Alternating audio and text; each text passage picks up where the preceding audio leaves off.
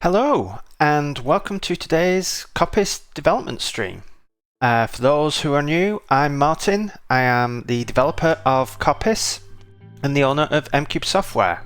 I have been doing software development on Apple's platforms for about 17 years now, and I've decided to, as an experiment, start streaming my development of my indie app, Coppice, to try and demystify some of what goes on in designing, building and shipping an indie application on the Mac. I also want to help demystify developing for the Mac for those who maybe are programmers coming from iOS or from other platforms and want to learn about the Mac. So today we're going to continue developing the next version of Coppice, which is a version focused on image pages, improving how images work. So Coppice is an app that lets you add content to it, be that text or images, create links between that content and visually lay them out on the canvas, as you can see on the screenshot. And while text pages currently let you do a lot of editing and create links from them to other pages, image pages don't really give you anything other than the image. So what we're building is some editing tools such as rotation and cropping, and the ability to create hotspots on those images to link to other pages. And what we worked on Friday was starting building the tools for cropping images down. And we're going to continue with that today. So if you switch over to our development view, here you can see Xcode. So let's review where we actually got to on Friday. So if we just build Coppice,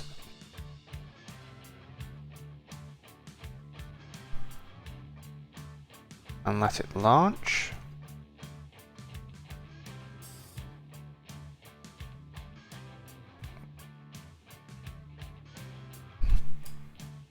To relog in.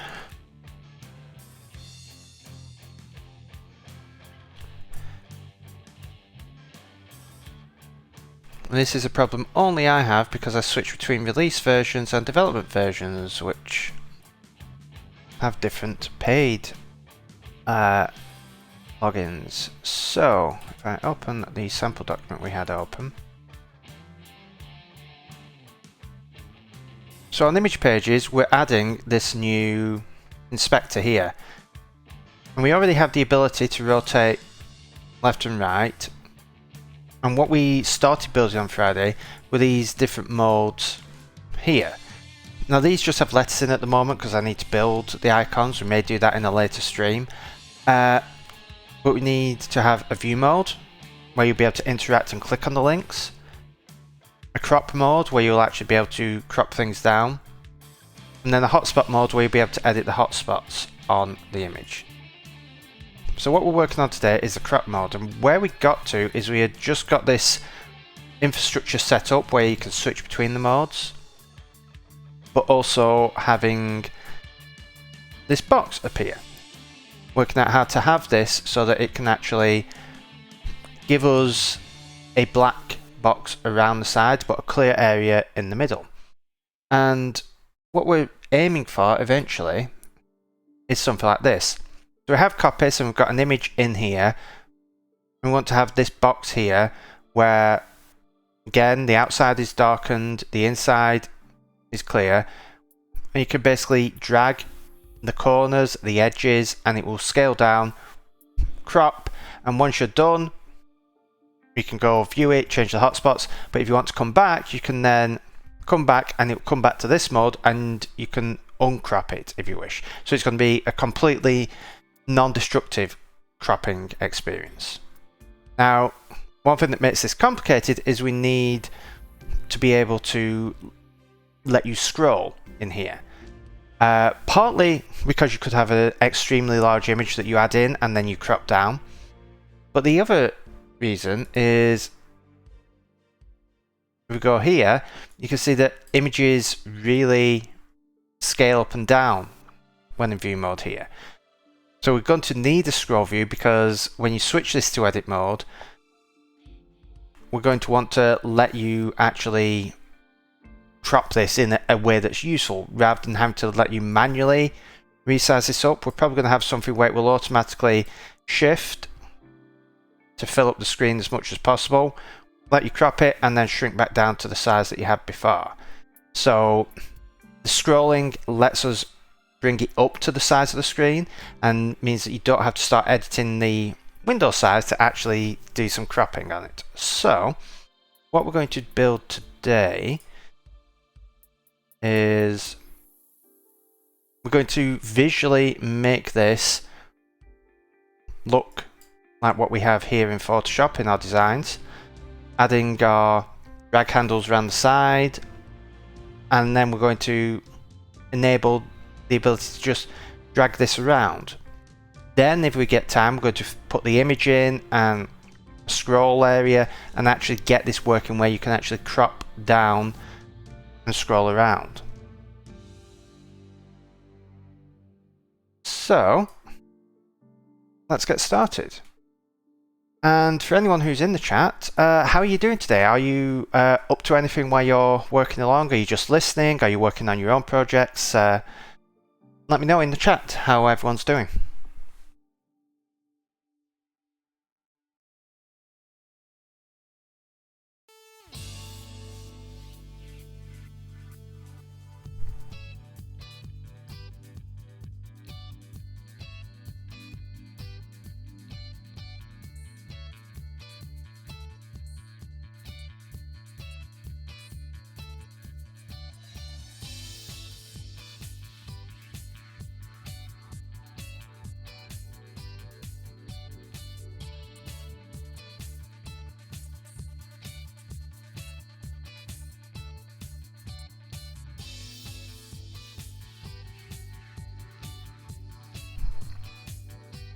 Okay, so what we're going to do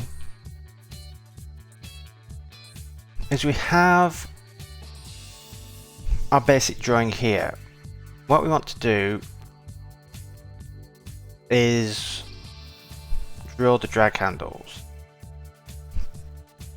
Now, this is going to work in two ways. The first is we need to, for a certain rectangle and a certain drag handle, we want to actually get the frame that we're drawing in, or rather get the path that we're drawing in, so that we can draw them. We also need that so that when we get a point, we can see, is this point inside this path, to be able to determine, do we want to actually click, and in what directions can we actually move. So what we're probably going to do is shift drag handle out into an extension, because we're going to be adding quite a lot of stuff to it.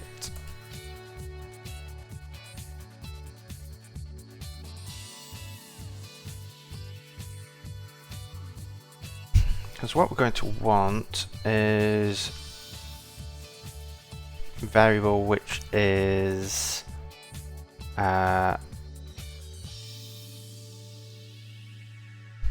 path,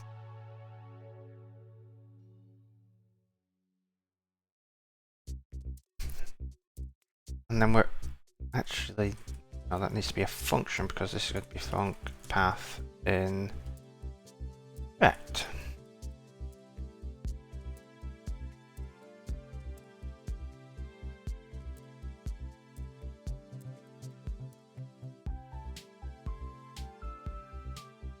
And then we're just going to have some variables, can resize horizontally, or can resize vertically. And this neatly demonstrates my favourite feature of Swift, and a lot of people's favourite feature, which are the enumerations, which are so powerful in Swift, and by far the biggest improvement over Objective-C.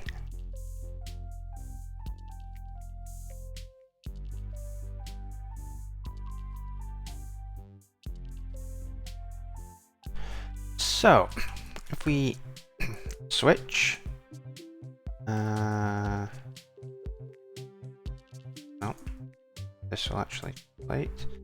Does. Actually, we probably don't want the completion anyway. After all that. Okay, so can resize horizontally. We want top left, left, top right, right, bottom left.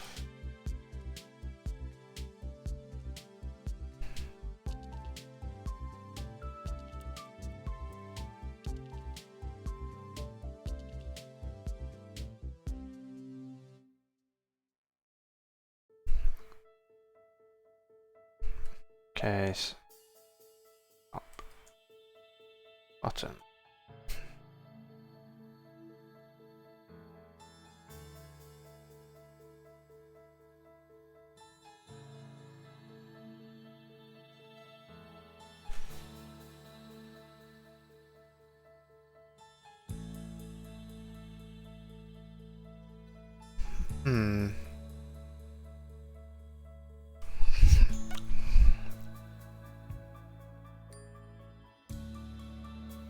We may not actually want these, so let's delete these for now and we can work this out when we get around to it. Because the problem is if you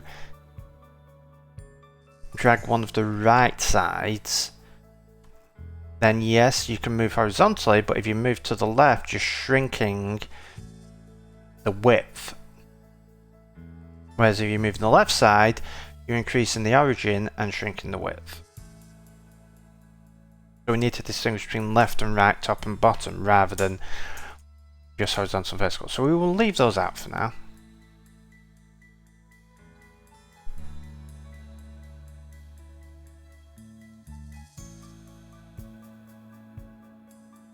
So let's switch here and do our path.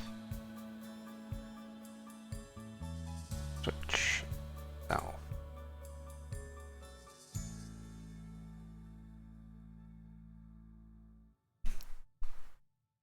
Now what we probably want to do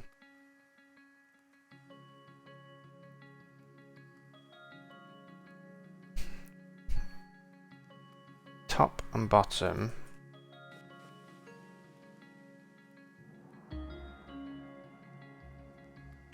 left and right.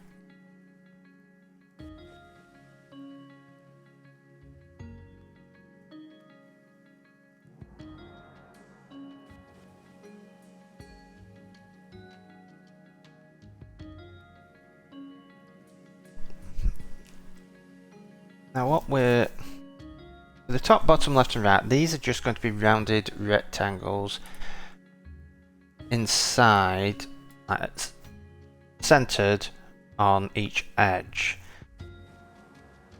So they're easy enough to draw. It's the corner bits where things are going to get interesting and we may have a lot of code appearing. So all we need to work out here,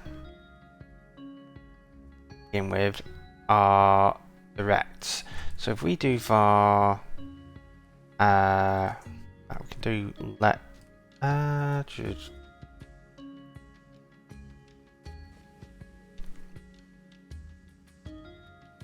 probably want is a static, have it static, let, handle size.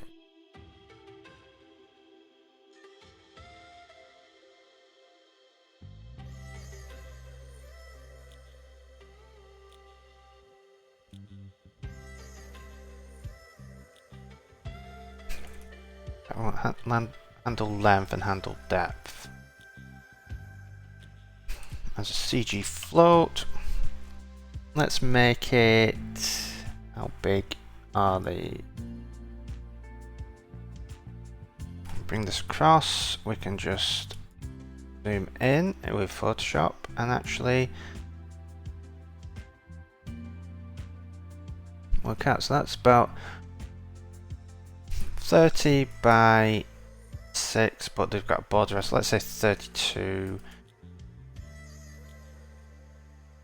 I think that So depth float equals 8.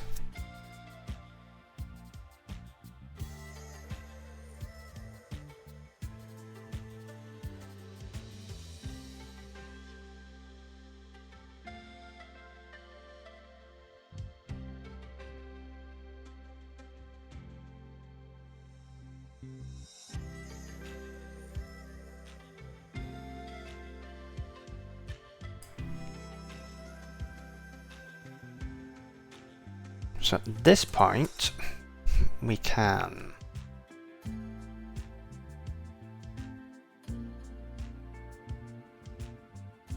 let rect equal erect. The x is going to be midway down here minus handle handle length divided by 2. Y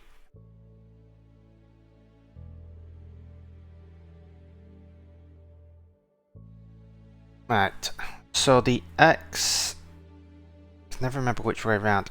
I believe the x coordinate is at the top left on AppKit. Let's have a look. Okay.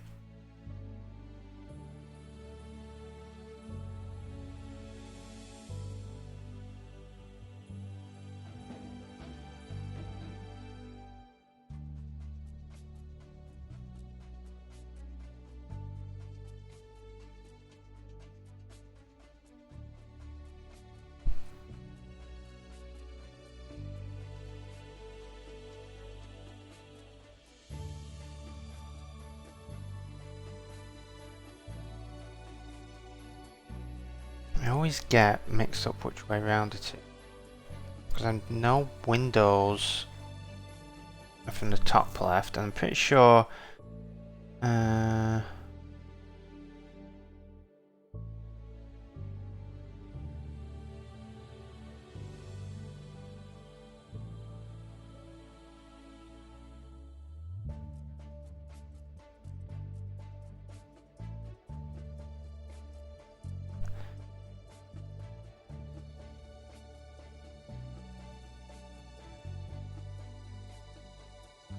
here we are. Non-flipped and non-flipped coordinate system averages in lower left. Okay, so yeah, I am right.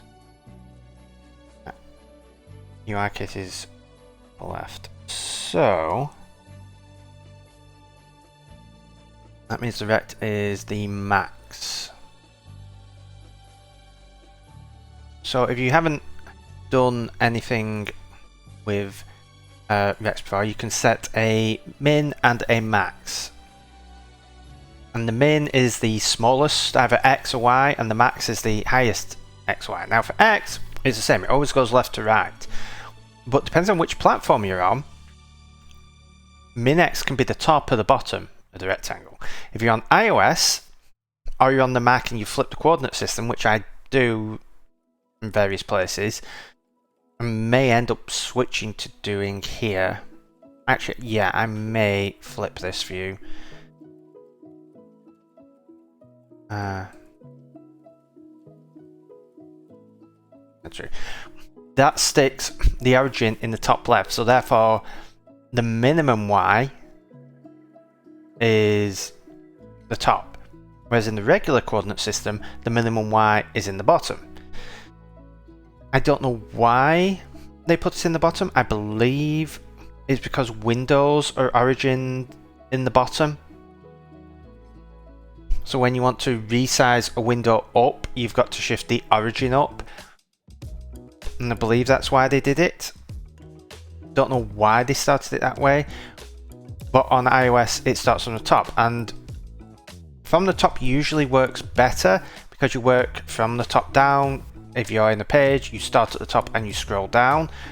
Whereas if you're in the standard AppKit system, then you're starting at the bottom and having to work all the way up to the top, which, especially when you're dealing with scrolling, just makes things a bit more awkward to deal with. So that means what we can do here is we could do rect dot in y minus self.handle length divided by 2. And we want self.handle length, self.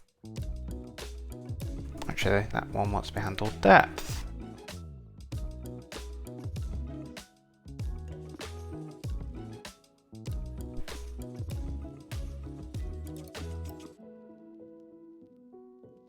Then what we can do, we want corner size, radius, well, let's set that to 3 for now.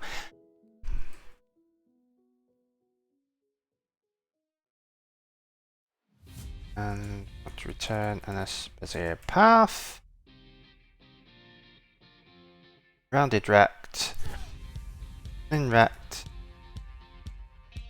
I've got corner radius, corner radius.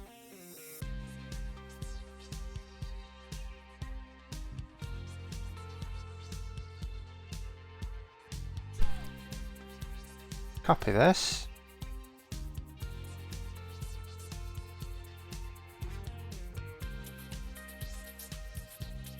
We're just going to swap the depth and length here. Here we want this to be max y. And then these we want min and max x. And these are going to be mid y.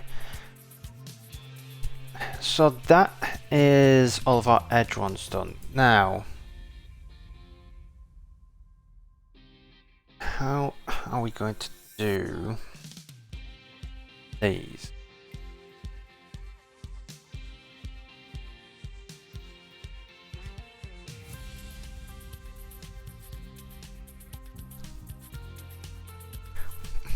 What I might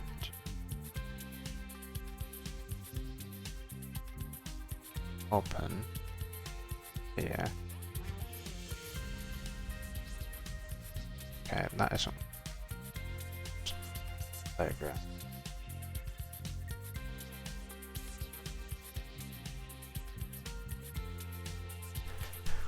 Right, and then what this should do.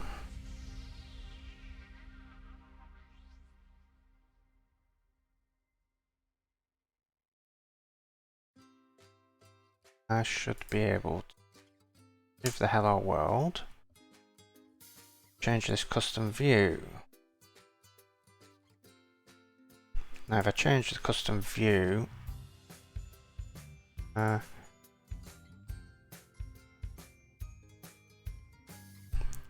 go up here, class Bezier path test view. Change this to a Bezier path.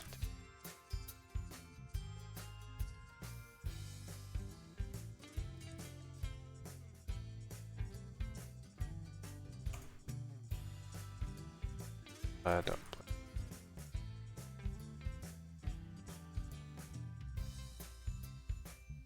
Leave this work.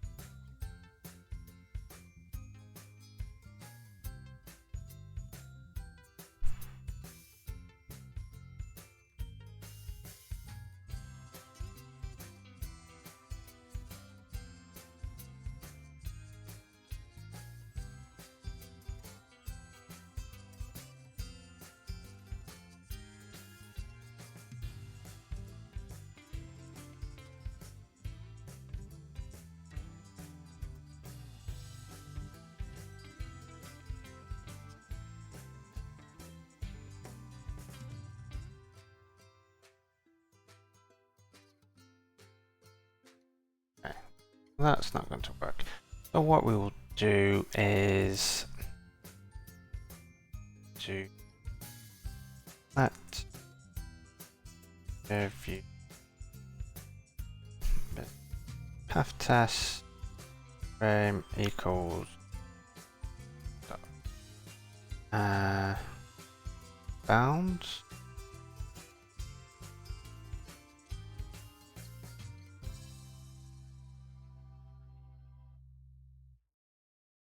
let's set the view. 0 as view. Playgrounds are great for testing this sort of stuff, but you have to do just a little bit of work to set them up.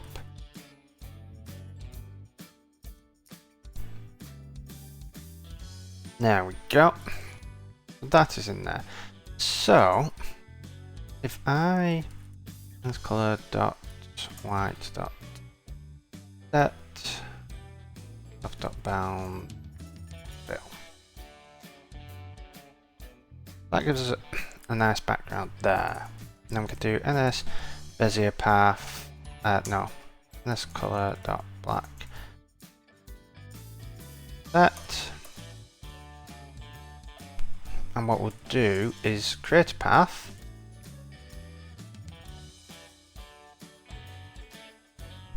Which is a rounded rect in radius. Rect.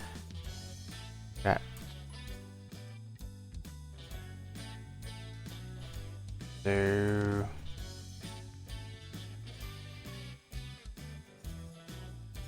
30, 30, 100. 20, make it 5, 5. Path 1 dot fill. So we have a path there.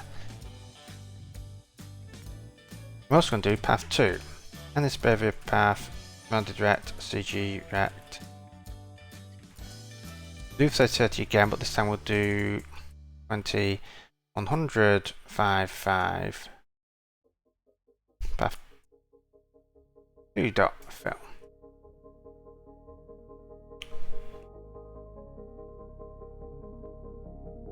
So that's looking sort of what we want, but this corner's a bit harsher than the rest.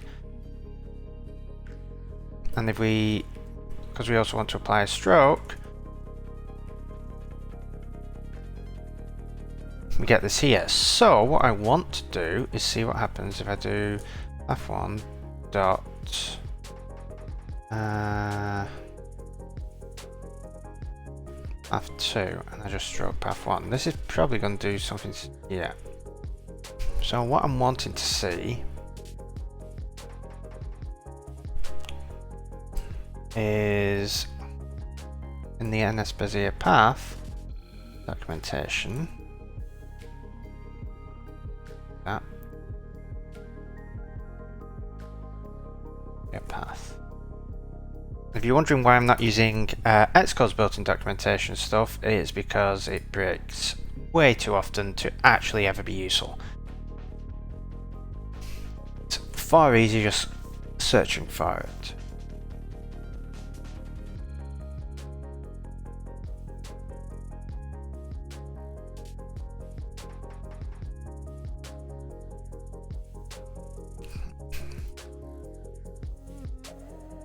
Alright, so let's try path1.close.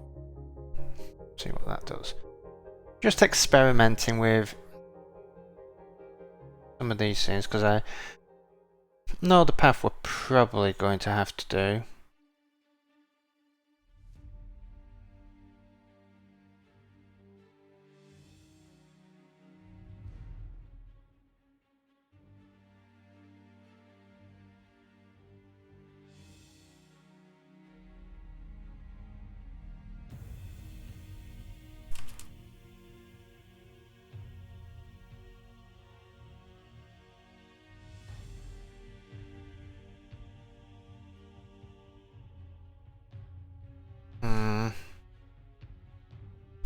Yep. So what we're going to have to do is draw these paths by hand. So let's draw it here. Can I just let's busy a path.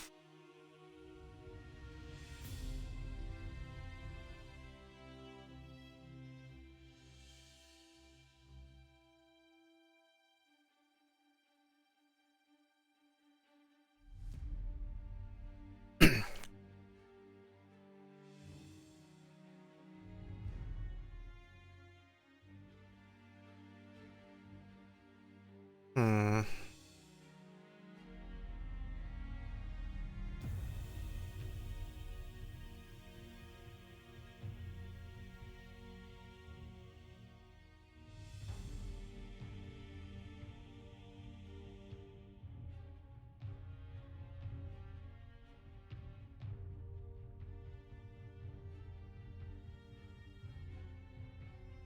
Could we instead?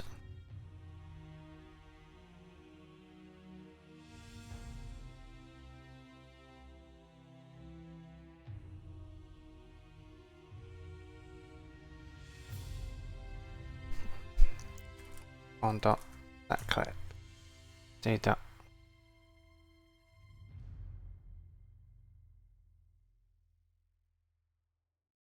Clip. Dot bounds. Dot fill.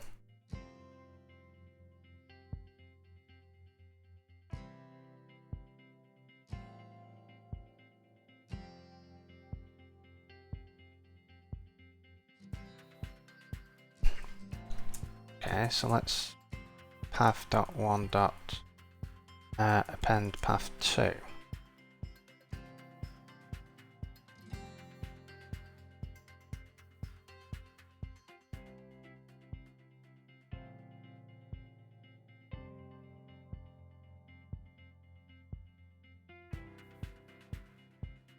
The problem is stroking again. So no, we're going to have to draw this.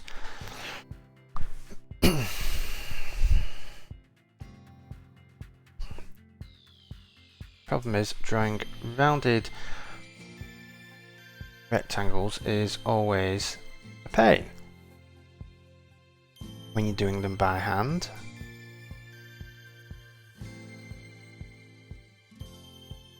So let's start with path.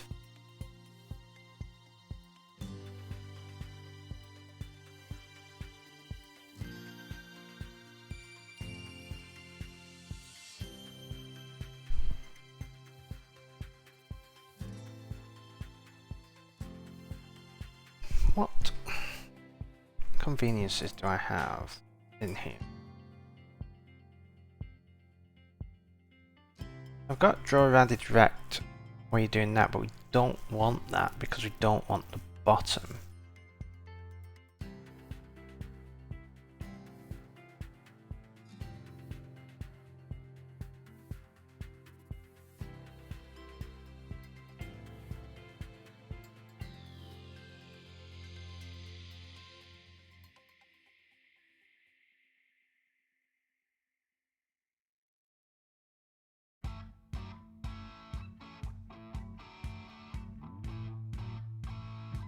What would make this easier?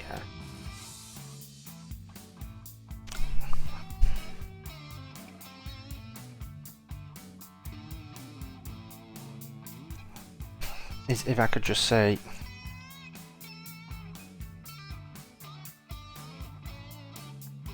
from this point draw, so if I'm at an X. So what I'm thinking is this. Something, where's Photoshop?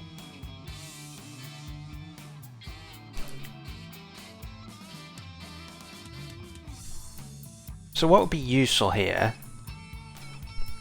is say I'm at a point here. What I want to do is basically draw a line up to here, but also curve it in a certain direction with a certain radius. So what I basically want to say is that, because with a Bezier path, you basically move to a point, draw a line to a point, then you draw a curve to a point, then a line to a point, curve, line, line, curve, line, curve, line, curve. Now if I can break that up into a line and a curve, line and a curve, line, line, line and a curve, line and a curve, line and a curve, that is going to greatly simplify the code.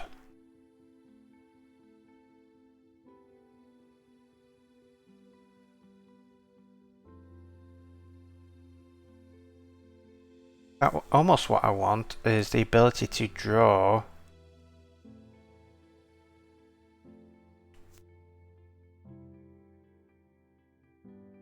like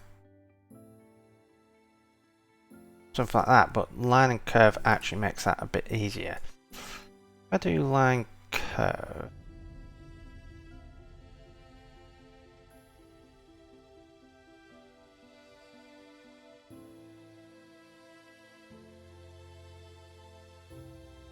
so you want a certain length and you want to know, is it curving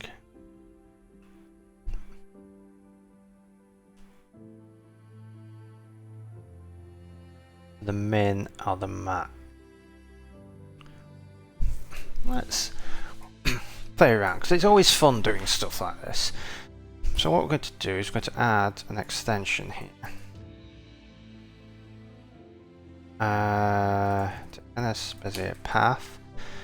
I'm going to add a function, add line and curve.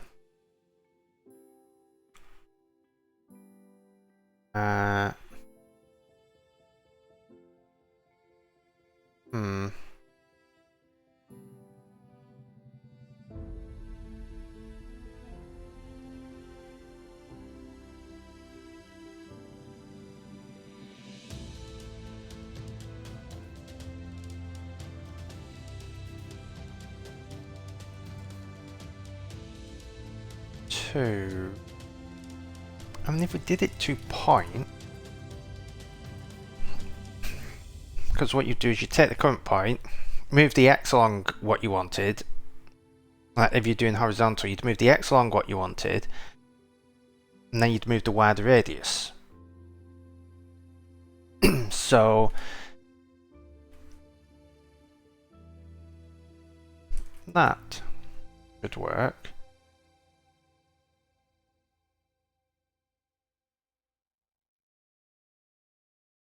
Or you just move the y and the x. So what we need to decide first is if point.x greater than point.y. Oh, so if now we want if the absolute, because you could be going. Could technically go to negatives, but doesn't do. But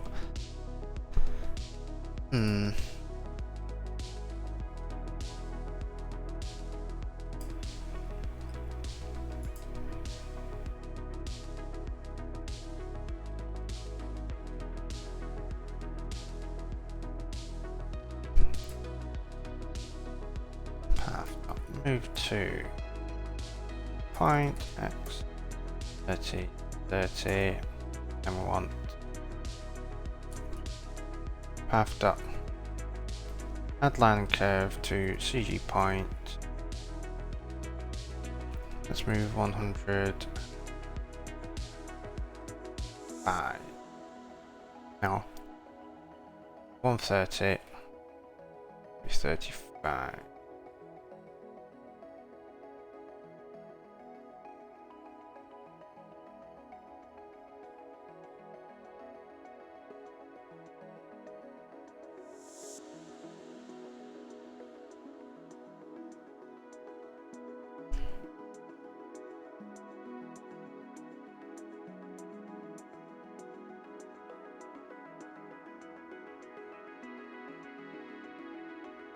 I think it would almost be easier if we could actually just do it relative, but then yeah, because we'd need the current point to work it out.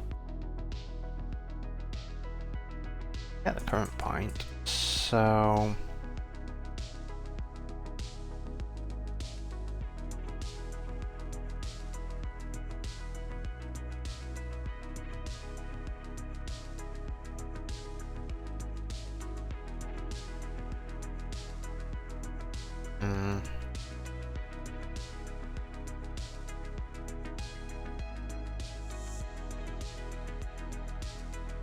let's just keep it absolute. So we do that and then path dot.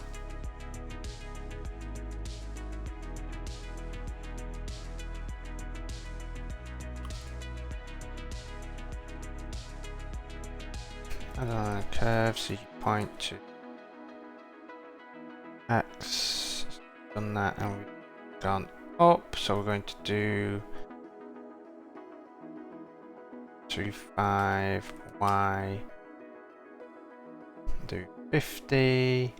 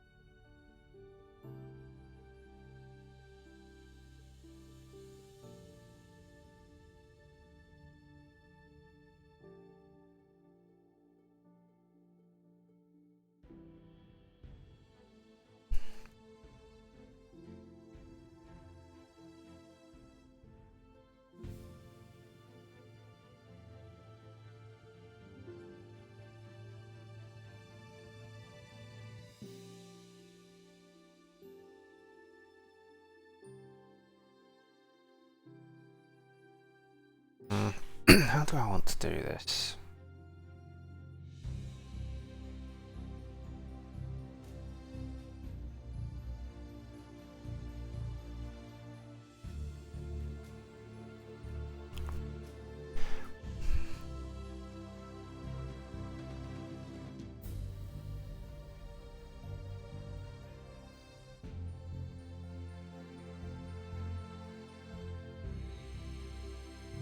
That's a point.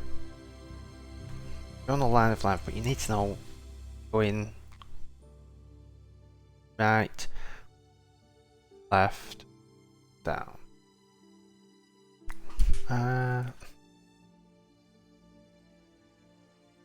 That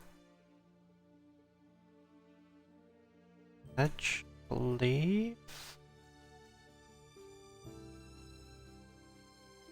Yeah, so add line of length in direction rect edge.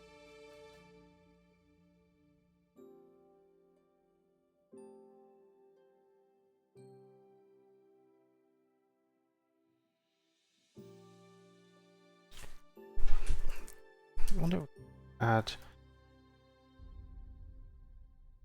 idiocy float that way.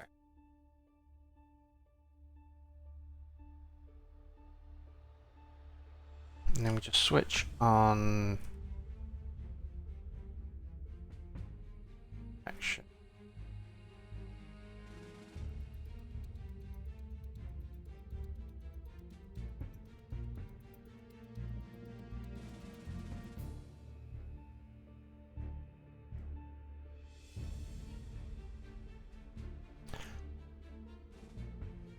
Yeah, that is right. So bring all these up.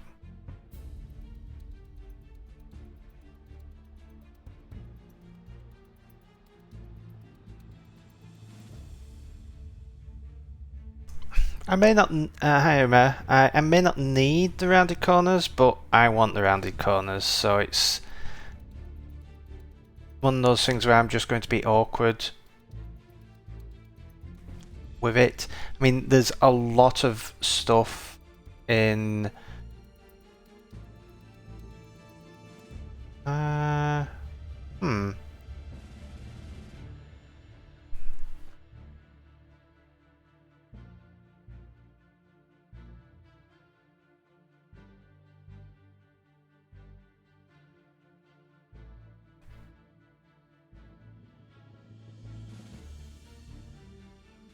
that is something I had never considered.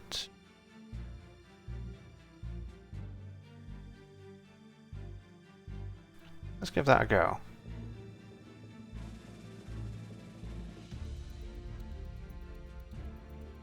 A path. Rect. X. 30. 20 path.fill.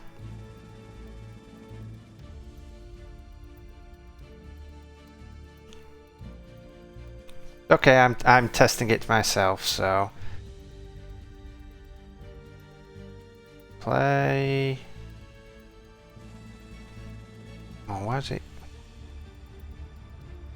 that? That works, but if I do path dot line cap style equals round.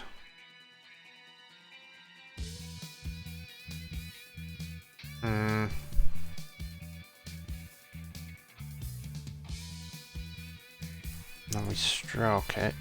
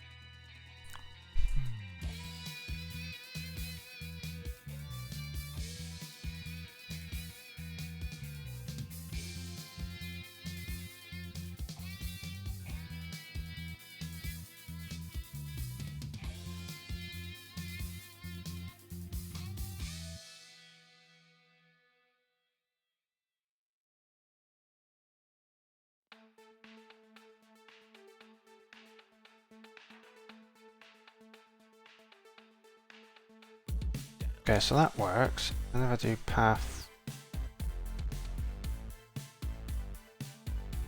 to point 30.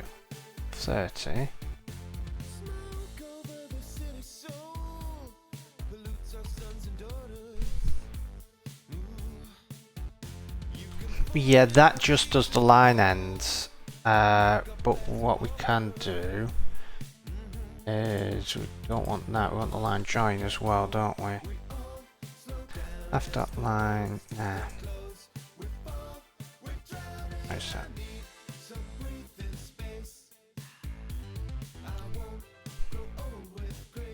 Okay, that works. I wonder if the line join style will work with a rect as well. I mean, we don't technically need that, but what we want.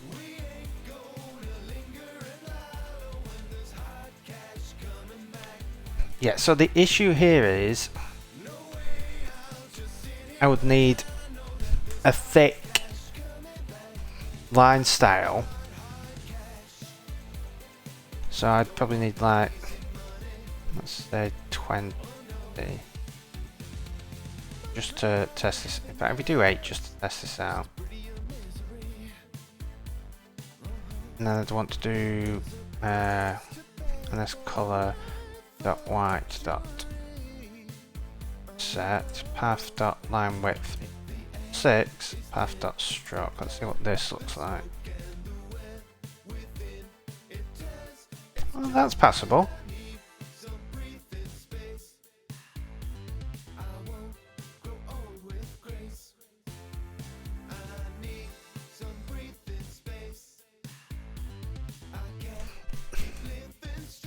That's very passable.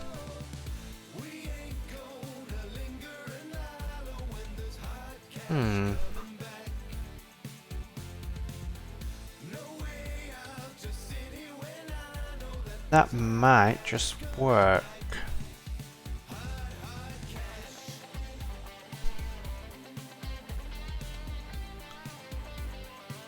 Yeah, I sometimes forget that NS Bezier path is about as powerful as any vector app out there in terms of what it can do with the paths.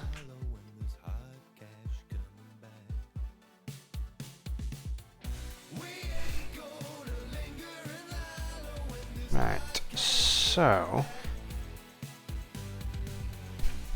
do that, because the actual size that I want is probably going to be more 350. Yeah, that would be 50.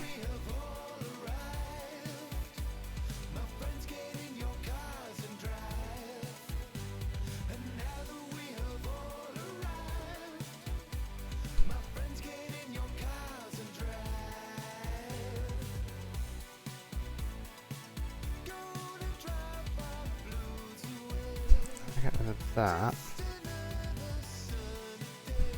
That works. Okay. Let's try doing it this way then.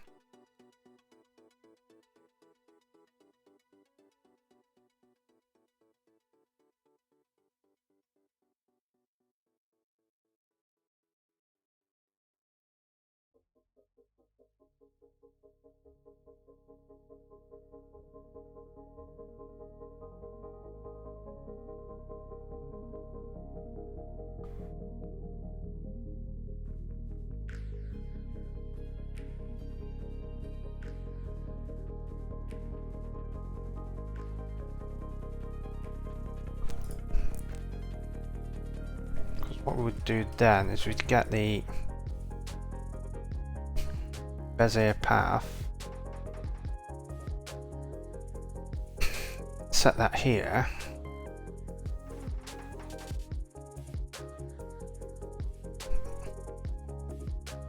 and then we just do move to G point x dot mid x minus of that hand. To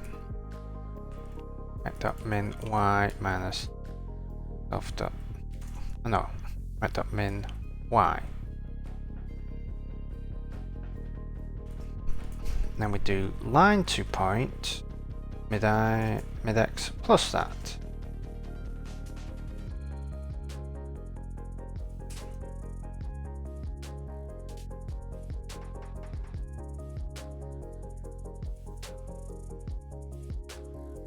The bottom, we then swap these to max y.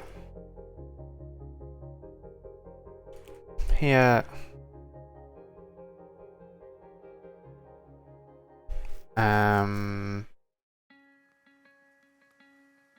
do min x, but then we're going to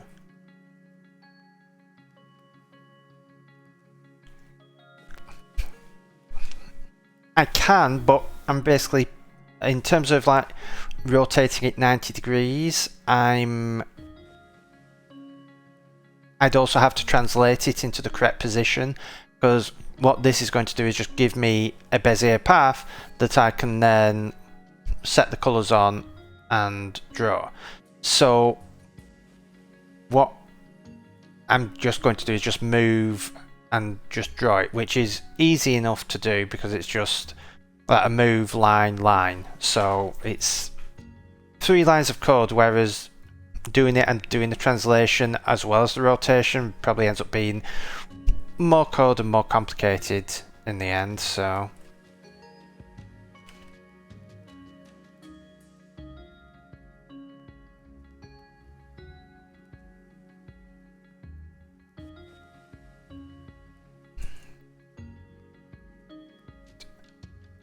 then for right,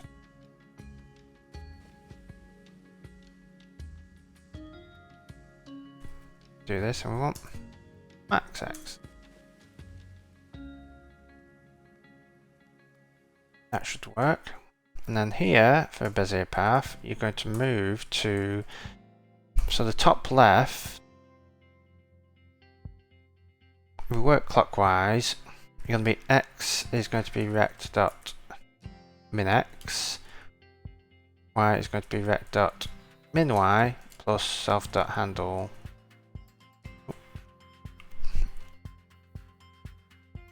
All these selves should be capitalized.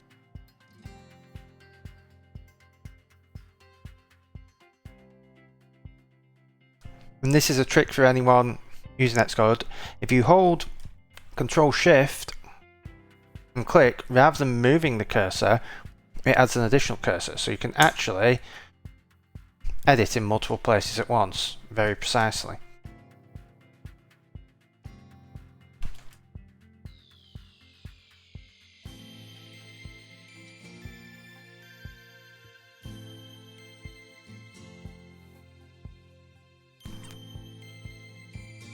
Then we want to go a line into the corner. Now I'm going to do that plus self.handle length. This is all going to be the same.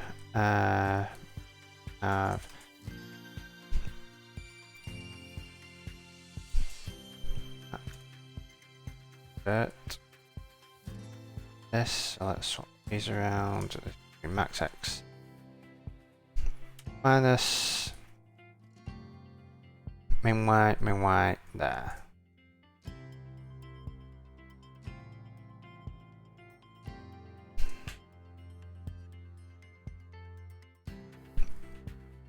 So for the bottom right, going to be,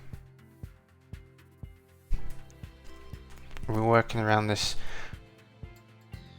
clockwise around the max X, and then it's the max Y, max Y,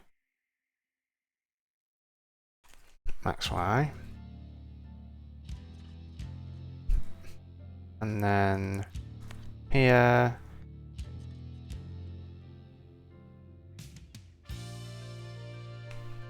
oh no, we did one. So that and these just switch to max.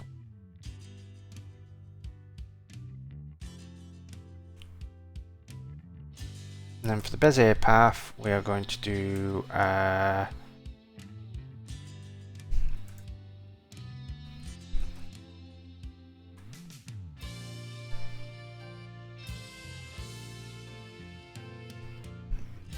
Bezier path dot cap. Right.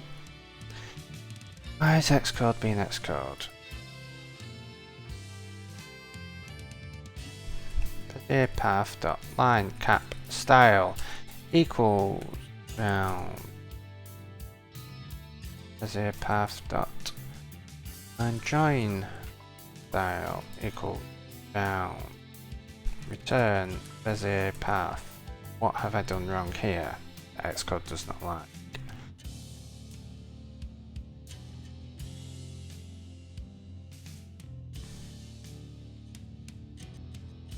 I have some straight.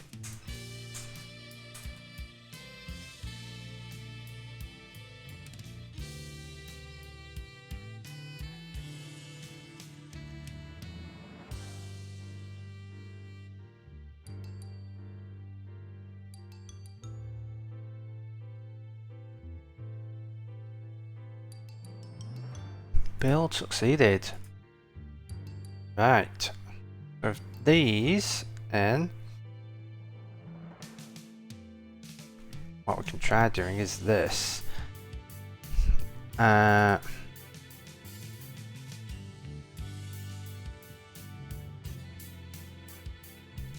For drag handle in.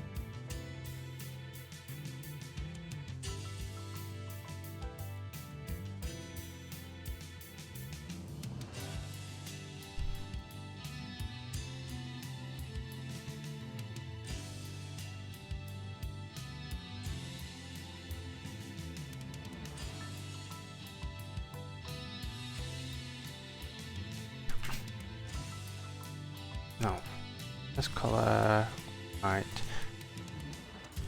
0, and that's going to be 0.8. That path.line with 8, path.stroke. I'm going to do ns color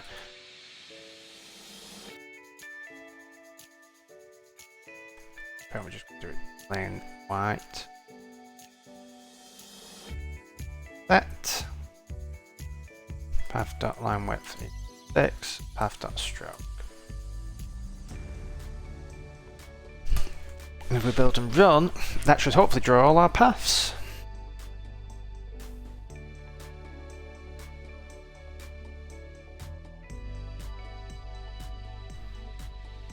Go here. Okay. That hung.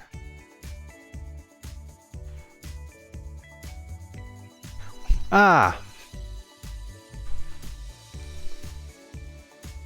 Because when we're doing this, we're moving rather than lining.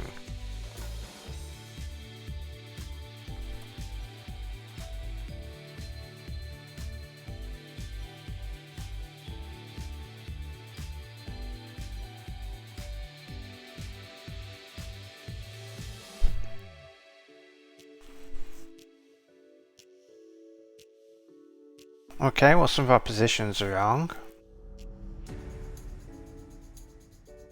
But progress.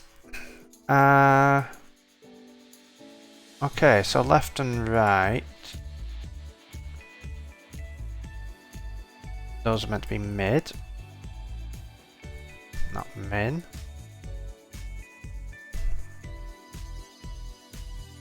Bottom right. So you move to max X, max Y, minus handle length, minus handle length.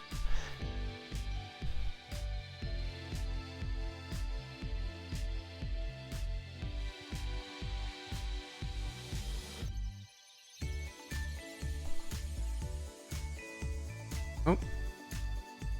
Bottom left. Oh no, that wants to be plus, that wants to be minus.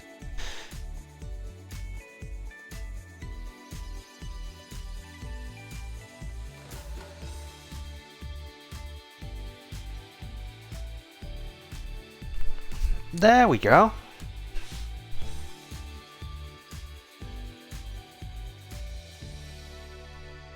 Yes, I'm using flip coordinates because this is going in a scroll view. I always prefer to move things to flip coordinates when I can in scroll views because it just makes stuff a lot easier to reason about.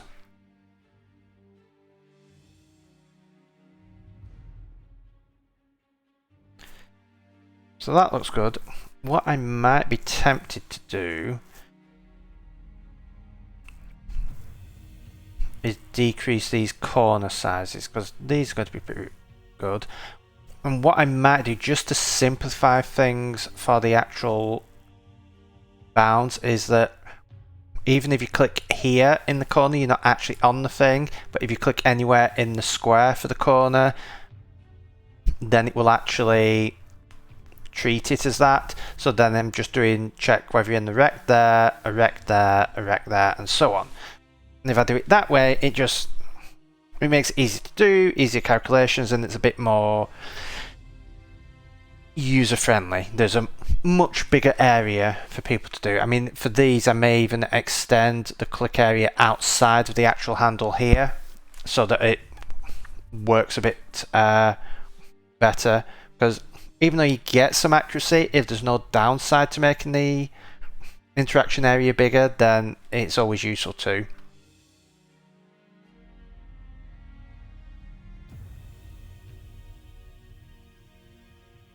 So, have a look.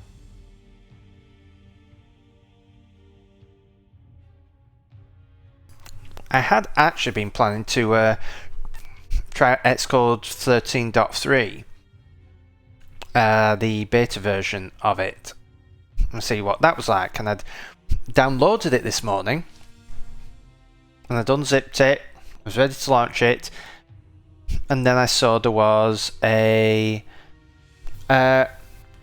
nice big no entry sign over it, and realised that we've got to that point of the year where Xcode now requires the latest version of macOS, and I still haven't upgraded yet. So I get the feeling that at some point this week, maybe tonight, if I want to risk it, I'm going to be upgrading to Monterey so that I can actually try out the latest version of Xcode. Am I going to be using NS tracking area, NS responder? I'm going to be using NS responder for this. NS tracking area is more useful for mouse moved mouse enter. So if you're doing stuff like hover states and stuff like that. So I use tracking areas for things such as when you're in the canvas in Coppice and you are hovering over and I'm showing the titles or hiding them. I use it for that sort of thing. For this, which is going to be mouse down and drag, that's just going to be NS Responder.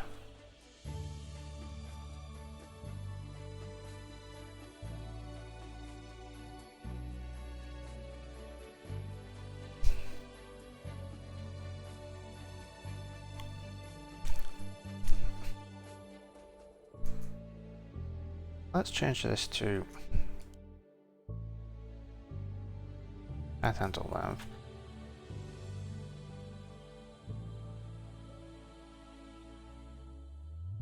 This to corner handle length.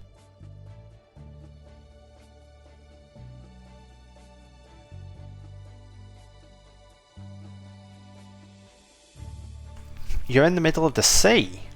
What are you doing there?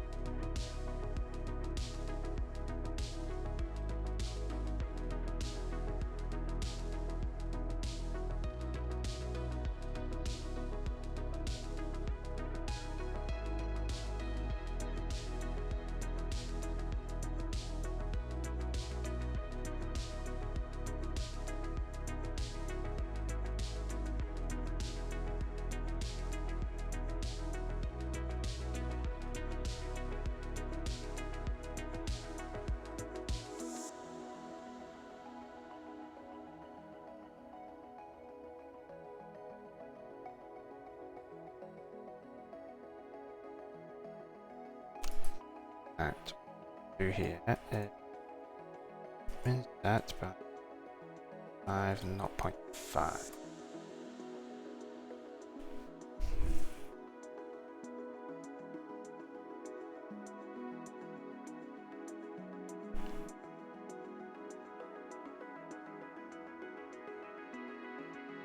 Okay, that looks a lot better.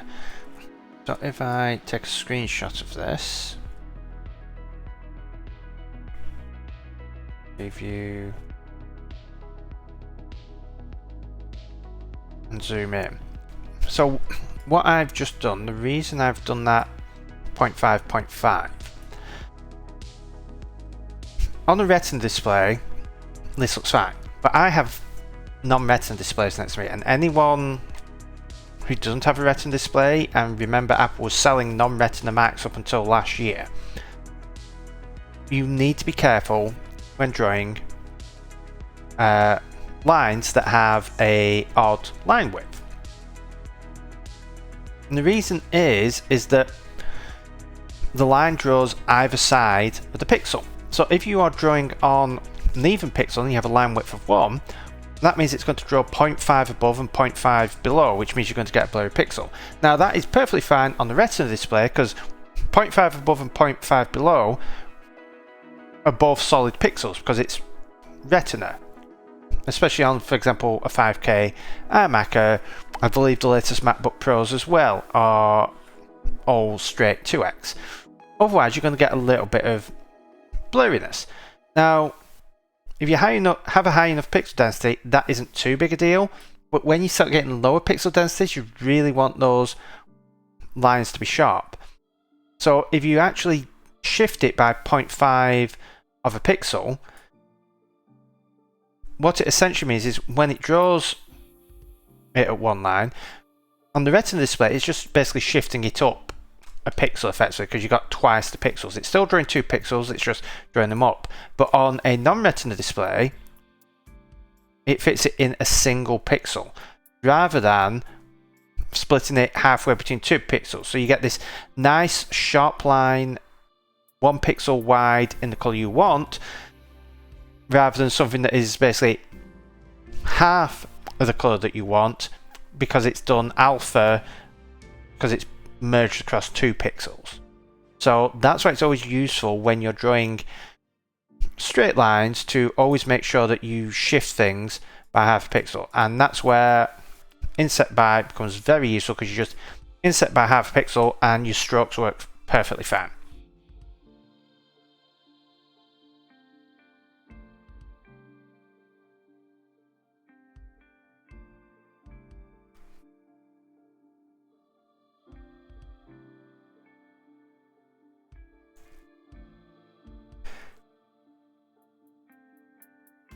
So let's think about what we want to do next.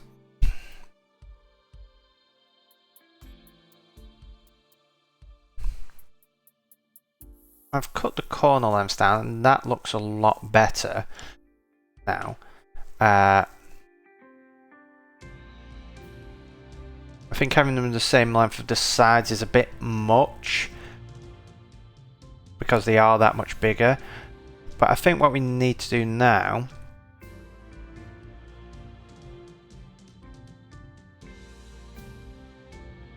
is add another method that's just going to return the rectangle for each.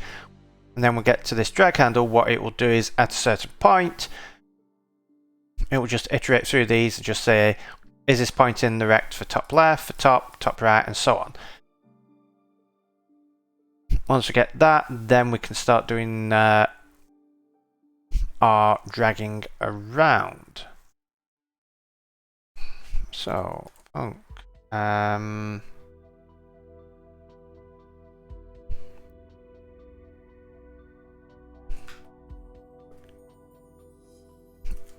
action back.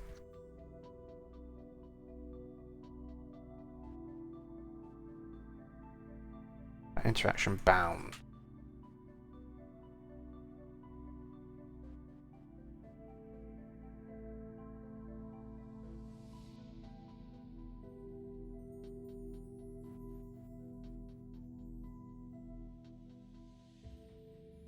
Which self at the top left, we're just going to turn.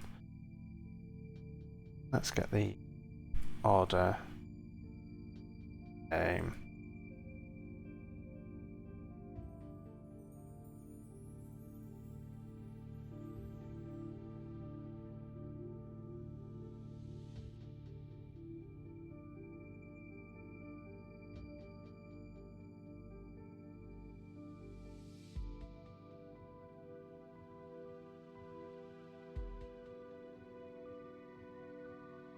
So case top. Let's return CG rect.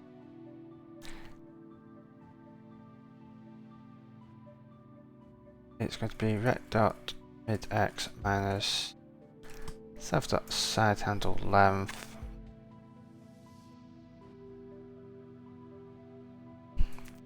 to a private static let interaction margin. Let's put let's just make it 2 pixels around for now. So you want to do minus the side handle length by 2 minus self.interaction margin. Y is rect dot mid y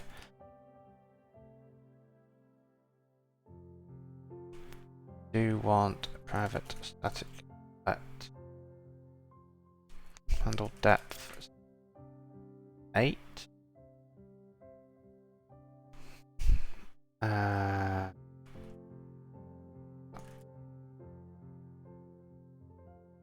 Depth. Change that to 2, so we can do the relation there with a 1 point border.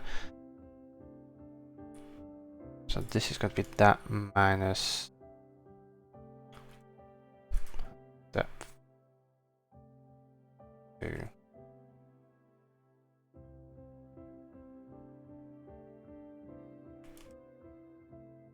Interaction margin, and the width is going to be self dot side plus dot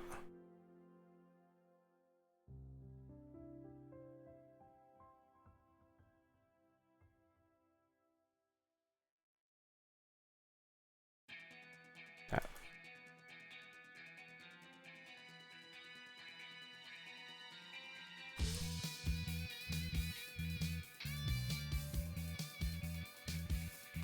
Now we can actually tidy this up a bit because some of these we're going to be reusing.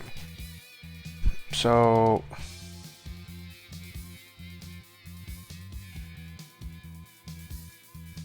what we can do is we can do interaction length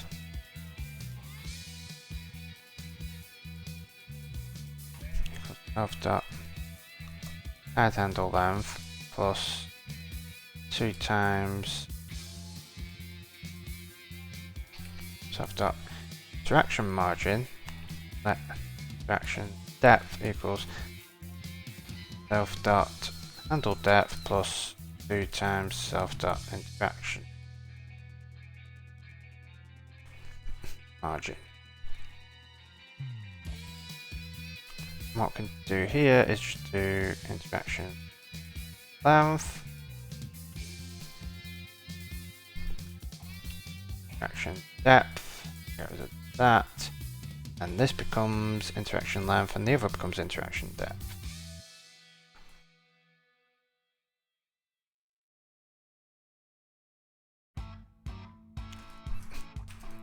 Now this should be side interaction length.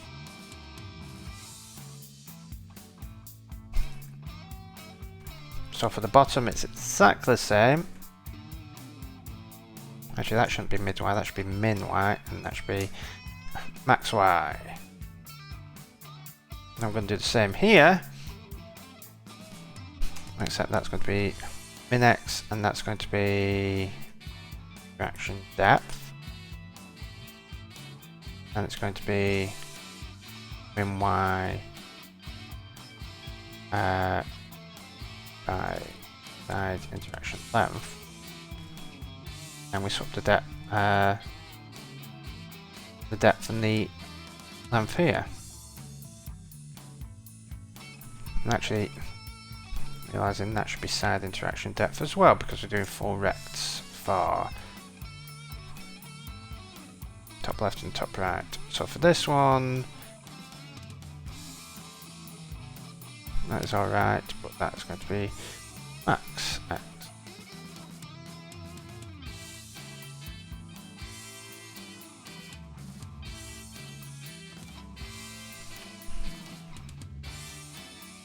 Now for here, for the top left, it's going to be min x minus self dot interaction margin right dot max x minus self dot interaction margin. No, not max x. Min y. And then what we want is let corner size equals self dot corner handle length plus 2 times self dot interaction margin. So we do the corner size here.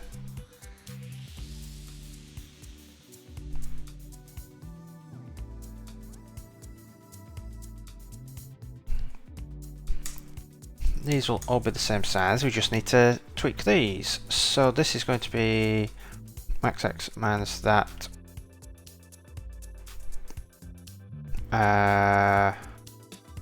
minus self dot corner handle length.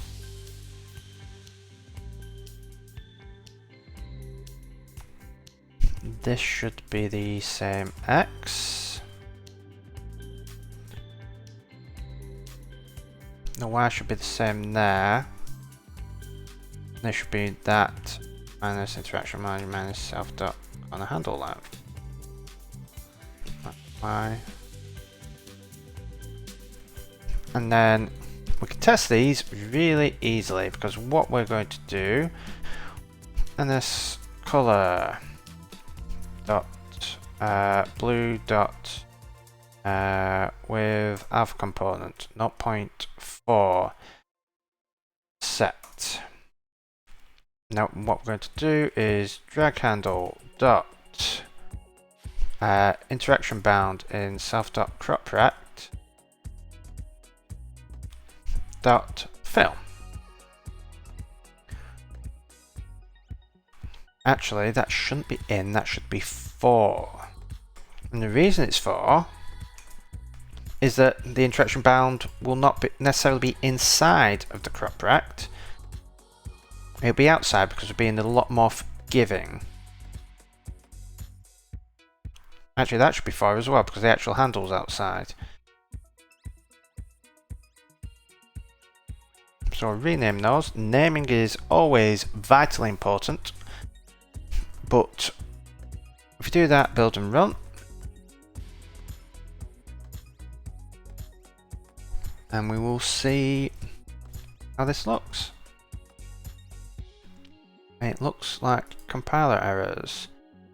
Handle depth is inaccessible due to private protection level. Yes, that does make sense.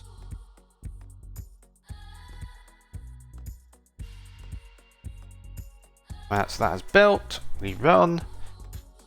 And we switch to crop. Right, so we have our interaction here, but they don't seem to be right size. So that's doing correctly there. Oh yes, because the line goes there and it will extend out beyond. Okay.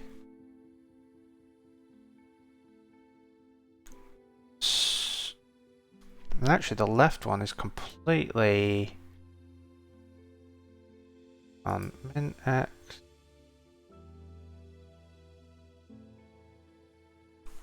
Min x. Thing. No, looking at the wrong one there. Left.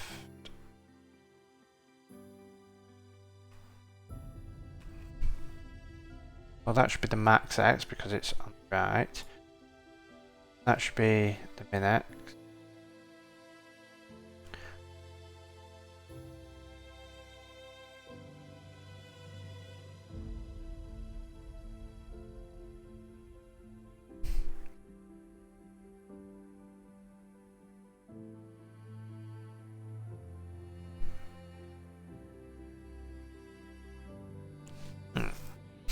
Let's at least get the x in the right place first. And then we will adjust them. Okay, so now we have left and right drawing correctly. Now what we want to do is the length needs to also extend by, where are we? Side handle length. We want to add to that self.handle depth. I believe. That should take us out beyond the sides.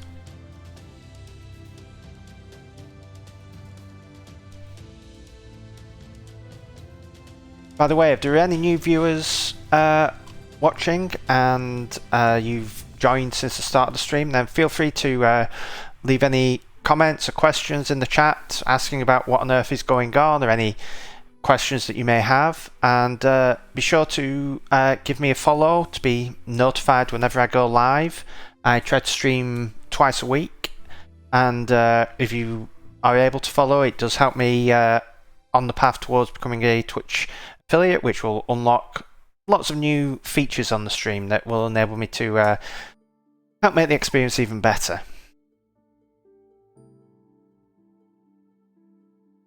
Alright, so go here. Yeah, those are drawing a lot better now. So what we need to do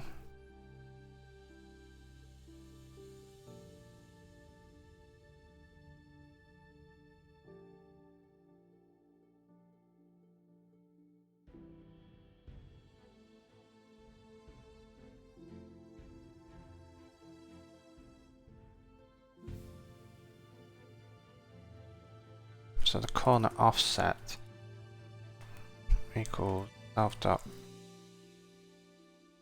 interaction margin from self dot handle depth, and this corner offset for all these interaction margins. If we just click, click, click, click, click, click, click. Paste those in, build and run.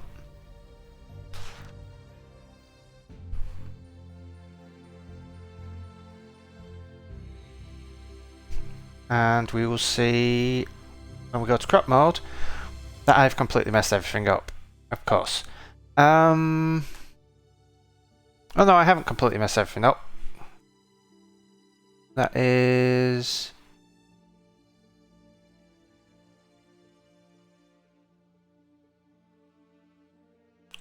So they've all shifted up and to the left, but for the corner size, I want to add self.handle depth. Oh, I believe that needs to be divided by 2 for the corner offset.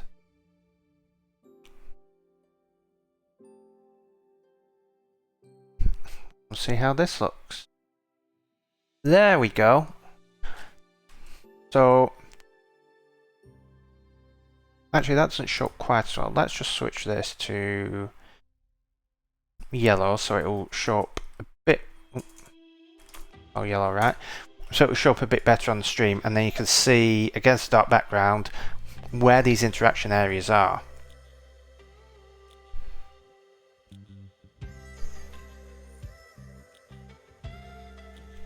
So now you should be able to see them a lot better, how these interaction areas are extending outside of these bounds. So these are the areas where you'll be able to click with the mouse and it will actually select them and let you drag. So what we're going to do as we're halfway through is we're going to take a short 5-minute break for me to refill my drink. And then when we come back, we're going to actually get some interaction in here so that when you click and drag on these, it's actually going to resize them down. So that's where the fun starts. So I will see you all in a few minutes.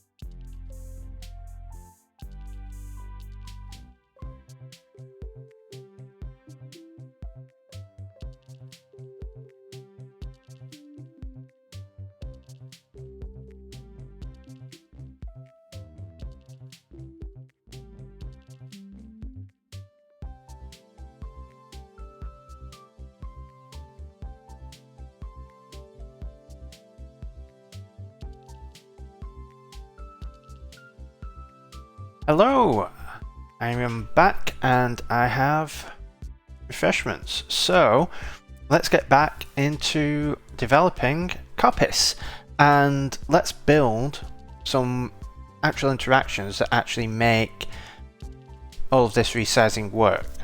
So what we need to do is when the user clicks in one of these yellow boxes, we want to find out what handle it is, so that we know how we want to change the rectangle of this inner area.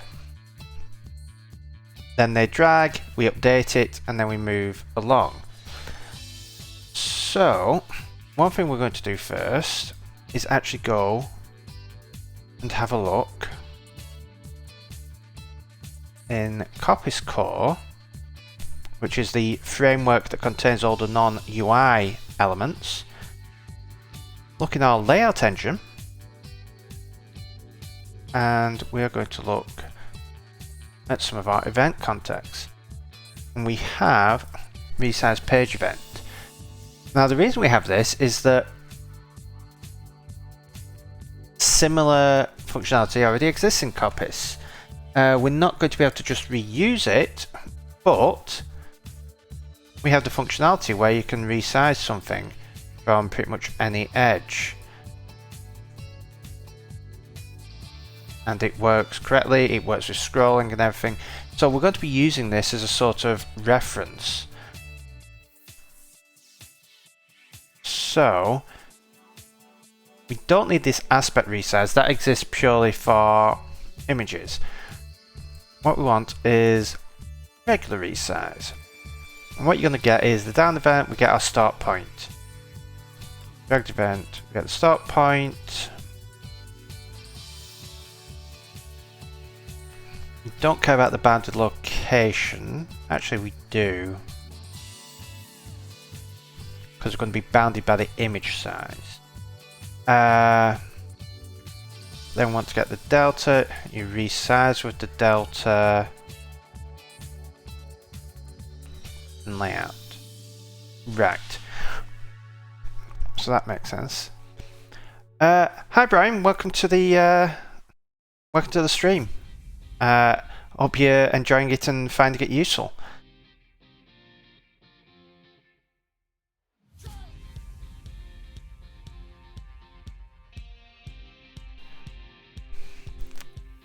Right, so what we're going to do here, now there's a reason I was looking at this, and the reason is that how resizing was working was a bit off in Coppice initially.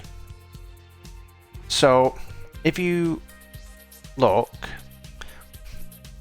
you can see how the resizing works pretty well, and even if the mouse cursor moves a bit away,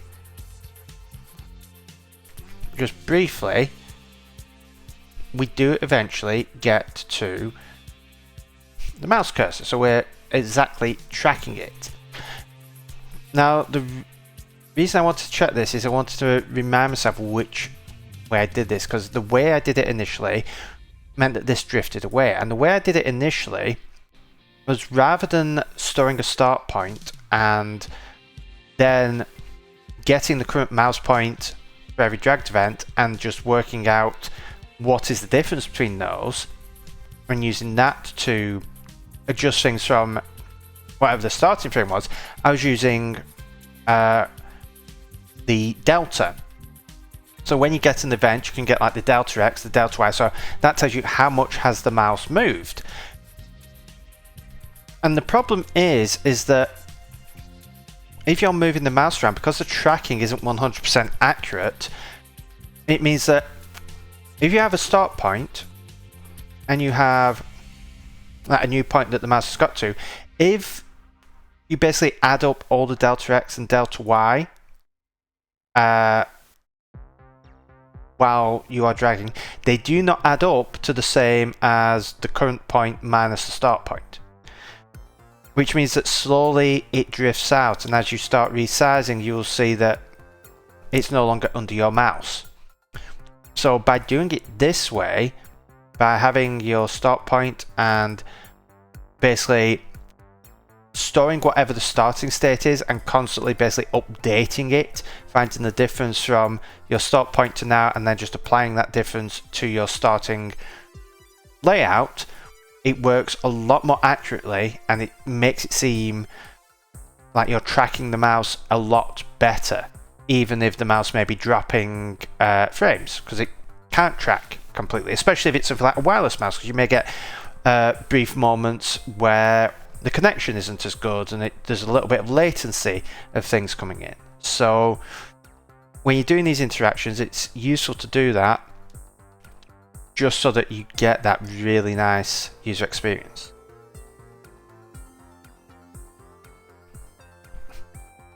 It does require a bit more work, so you do have to store the starting points, but it's well worth it for the effect.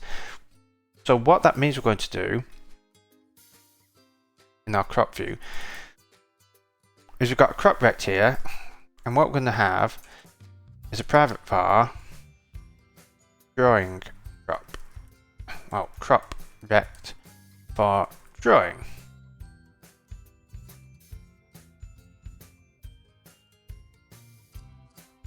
How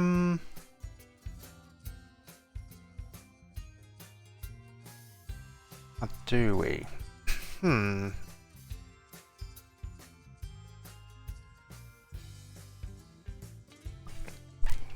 No, we're just going to do private var. Let's make this a drawing section, and above it, let's do an event section. I'm going to do private var initial crop rect. With CG rect, which is going to make it an optional. And then what we want to do is add our mouse events. So we want mouse down, mouse dragged, mouse up. So for mouse down, what we want to do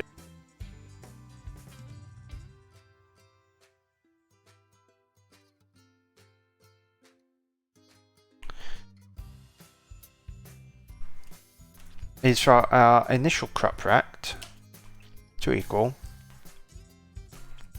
self.crop rect. And I'm going to do that is actually a decent point. Do we want to update the crop rect live? Probably not. Well, actually, no, we might want to, because if we at some point have an inspector that is looking at these, or other parts of the UI that's looking at it, we want it to be observable. So yes, we probably do want to update the value live as the user is interacting.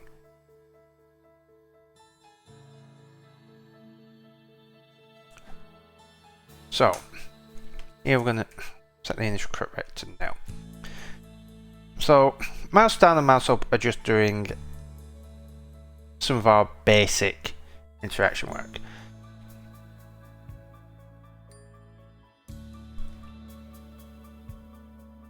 We also want private var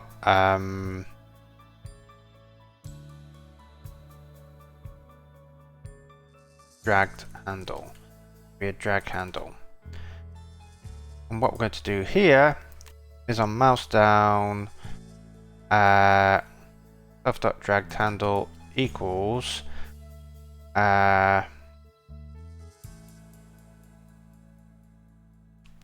want drag handle point. So actually what we want to do, godlet self.drag handle godlet dragged handle equals self drag handle at. So we need to get the point, which we get by doing self.convert event dot location in window, and we actually want from nil. So that converts it from the window coordinates into our own coordinates, which allows us to get the point there, else done. We get the initial crop rect, private var, no point, digi point.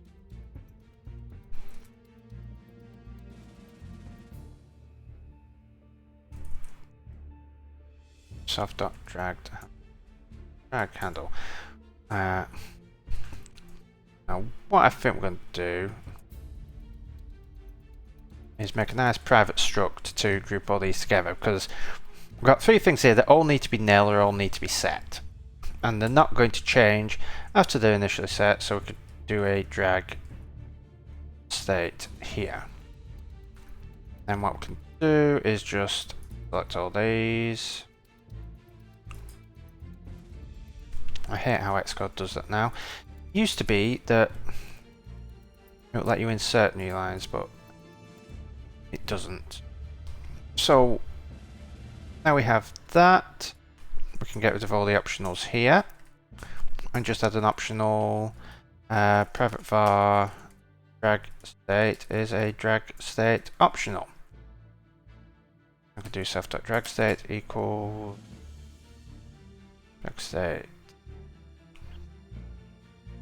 Initial point is point. Crop rect equals self.crop rect, and dragged handle is a dragged handle. Fantastic.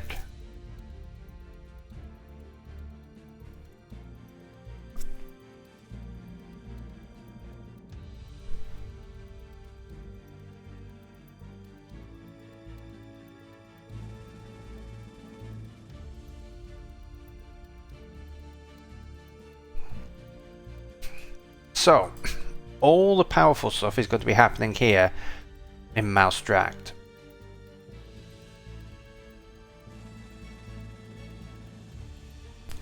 So what happens in mouse dragged is we're going to guard let drag state equals self.drag state, or we're going to skip. If you don't have a drag state, we're fine. And we're not going to have a drag state if someone starts dragging somewhere other than the drag handle. Then what we want to do is get the difference between the current point and the initial point of the drag state. Once we have that difference, we then want to see what are we actually changing in terms of like the X and Y, and then we want to apply that delta to the crop rect. And depending on what we're actually resizing will depend on whether we're resizing the X and the Y. Now, there are multiple ways of doing this. We could shove this all in here, or we could have here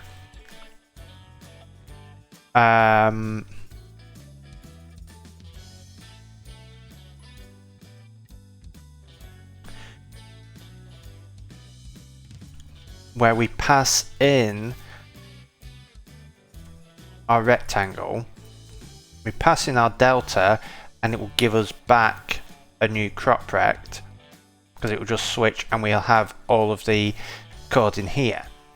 And the way this helps is that, for example, for top, we only want to adjust in the Y direction, and if you drag up, we want to change the origin and the height.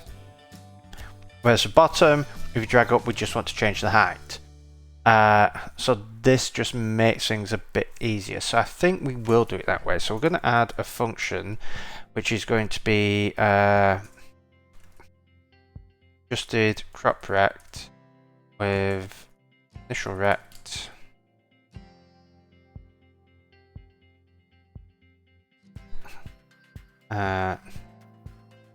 delta, which is going to be a CG point.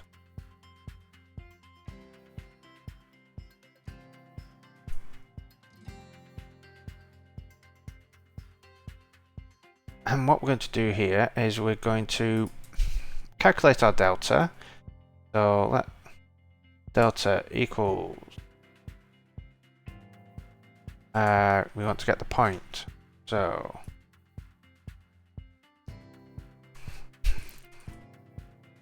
point in view. Delta is the point in view minus, and these are some extensions I have added that I may open source at some point. I would like to get round to open sourcing them because I have a lot of core graphics things. So for CG point, just a simple identity, you can add and subtract, multiply, you can round, you can get a point bounded within a certain rectangle. Easy, just convert it to a rect, to a size, because sometimes you have like your X and your Y and they're in the form of a point, but you need to get those in a size sometimes, so it's just useful to have that. You can just equate distance to the other point. Same for CG size, you can get those, you can get them added, modified, you can scale down to fit certain sizes, convert it to a rectangle point. You can, something that is always useful to get, where you got the size of something and you want that inside of a rectangle. So I've got something here where I can just call centered in rect, and when you've got a CG size, say 100 by 100, you just pass it any rectangle and it will give you the rect for that 100 square inside, centered inside any rectangle, which is something I'm constantly doing, but it's just nice having a simple method I can do. And then for the rect, if you just have a bunch of points, what is the rect that contains an array of points? Again, this is a convenience for width and height centered in another point. What else do we have? You can get a CG point for certain things. So if I wanted to get the min X, mid Y, I can do that here. Get the midpoint, inset it by edge inset. So you've got the ability to inset by delta X and delta Y. Well, I have the ability to also do that with edge inset. So rather than the X and the Y each being shifted by the same amount, I can do like the top, left, right, and so on. So building up these sorts of extensions is incredibly useful for really building up, really making your code a lot nicer, a lot easier to use. And the hope always is with extensions like this is that Apple eventually makes them irrelevant because they will add them themselves.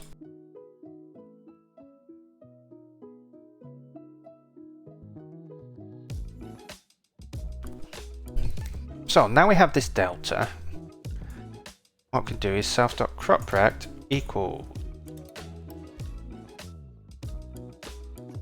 drag state.dragged handle dot adjusted cropRect with drag state dot initial cropRect delta.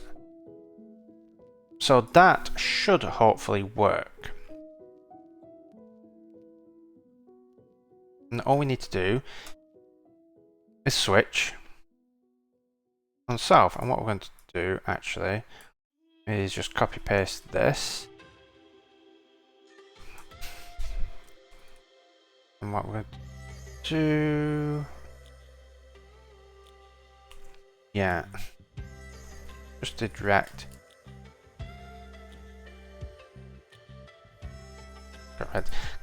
This is going to make it easy. We could just do like here, we've got a CG rect and we're basically moving stuff around, but it is a lot easier to, a lot cleaner if we just adjust like width and height and so on. So just turn adjusted rect. So for example, for the top, all we're going to do is adjusted rect.origin.y plus equals, right, I'm going to do plus equals because I think going up that's going to be negative and we want the y to go negative. So we want to plus equals delta dot y, adjusted direct dot origin dot x,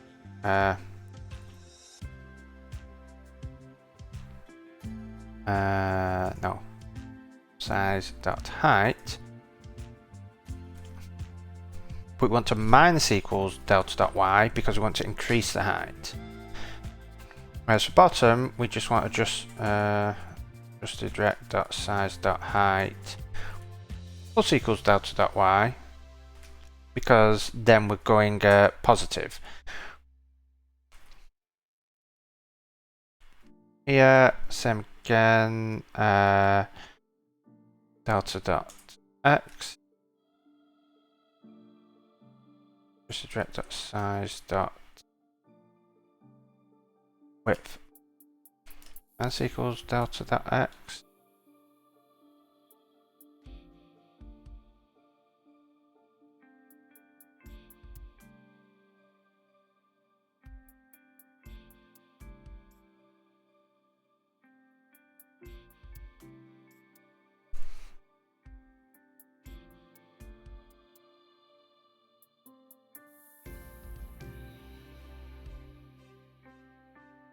Right, and for the top left, what we're going to do is we're just leave these now and make sure that we've got things working for top, right, bottom and left. But what we need to do is actually go in break, break, break, break.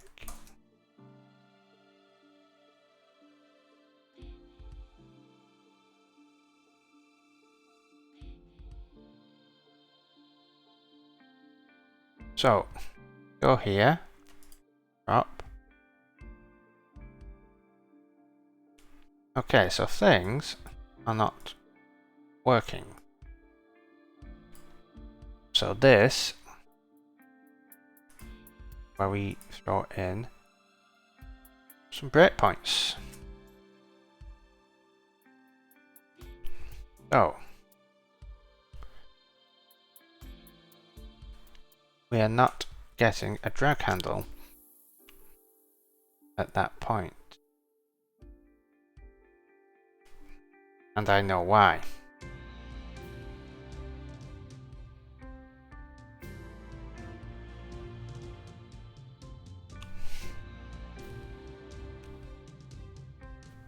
I disable these breakpoints. What happens if I...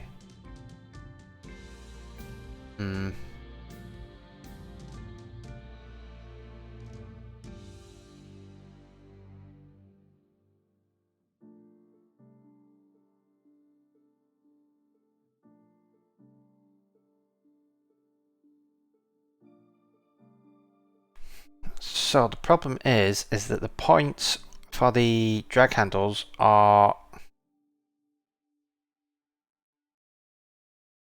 based on the crop rect.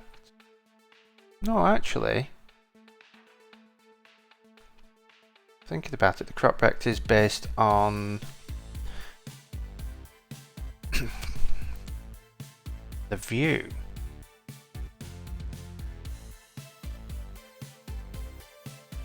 Which may actually not be what we want anyway, so that's something that we're going to have to adjust. This crop rect here is probably going to be the crop rect in view coordinates, but we need to actually change that to a crop rect in image coordinates eventually. But for now, it's fine. So that should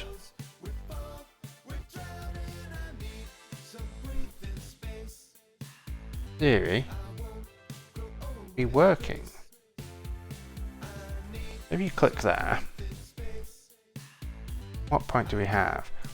401 by 40. It would help if I implemented that method.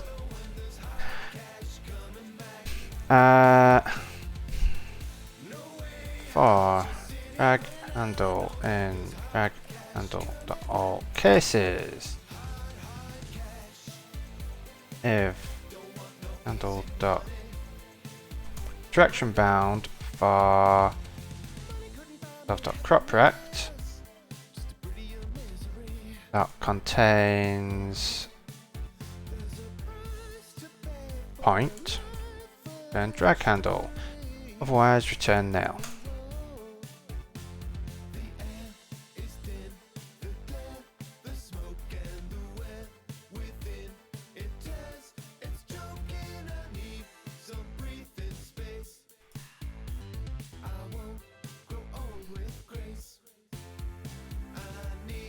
There we go.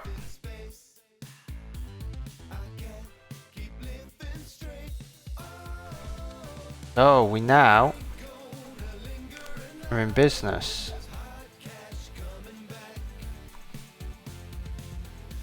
Because we can now adjust this. And you'll see that we're not getting any left or right on there, we're not getting any up or down on there. So now we can get our corners working. So the simplest one to do is actually the bottom right. Because we just do size that width plus equals delta dot x, and we do the height plus equals delta dot y.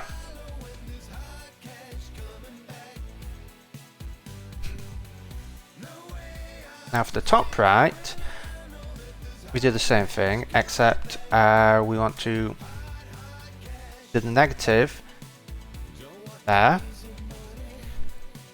For bottom left, we want to negative the x, but leave the y positive.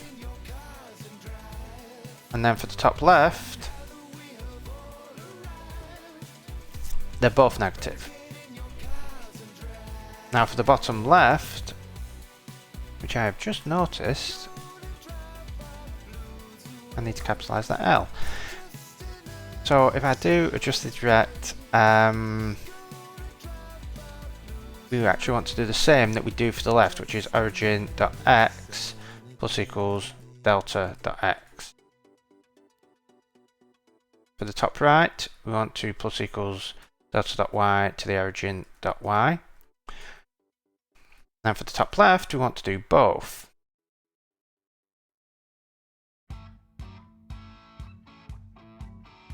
So hopefully, if I've done my calculations correctly, this will work first time. Of course, I'm a programmer, and when things work first time, I become incredibly suspicious. Okay.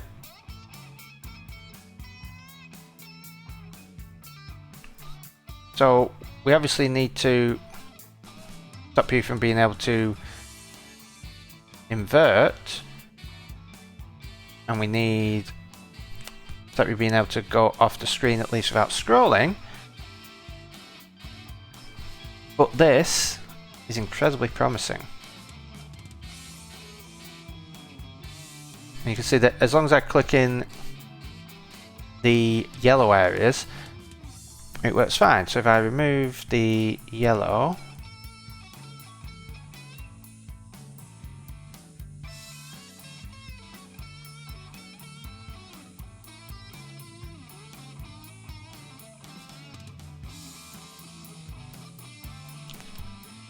that is looking pretty good, if I don't say so myself.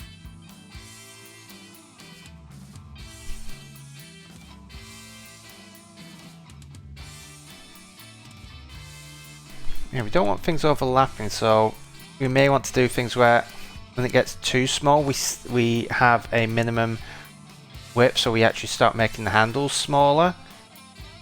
But these are all the little details that we need to focus on.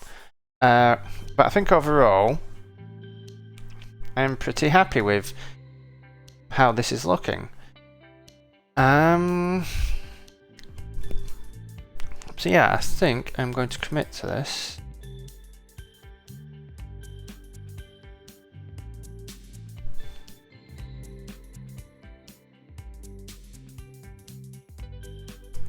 Oh, Coppice 339.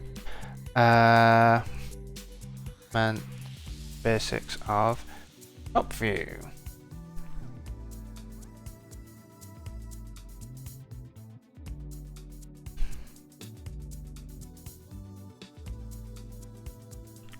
Right, so the next thing to do is actually lay out what have we got left to do. So that is where to do comments come in. So to do shrink down handles when size gets small. To do, we want to prevent crop from getting below minimum size. For that, we'll probably set that something around like 10, 20 points. Maybe 16 by 16 would make a lot of sense. You generally don't want to crop things much below that. To do, want to add the image. To do, prevent crop from getting bigger than image bound. To do scrolling.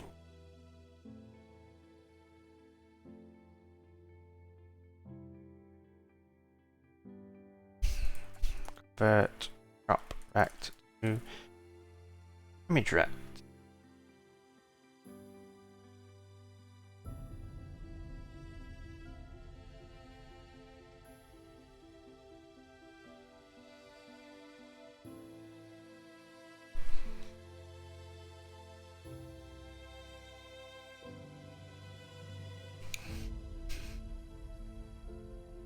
What else do we need?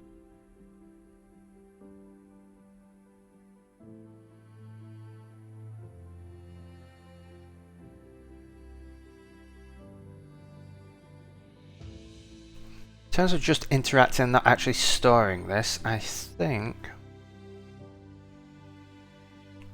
that's everything we need.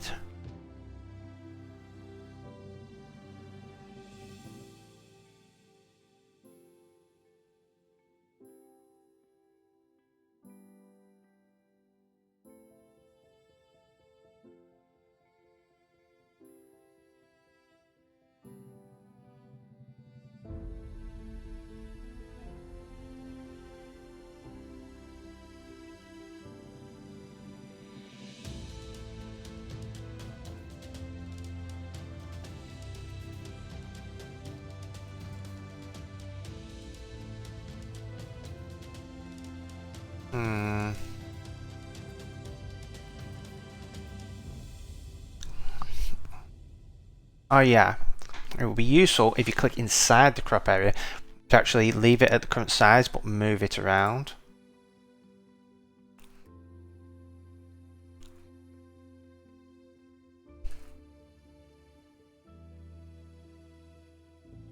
And maybe what we want is show dimensions when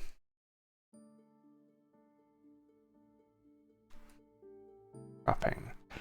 And maybe there's the potential that if we keep it permanently up when we show the dimensions, maybe show it below the crop area, that these could double click and set the crop dimensions manually.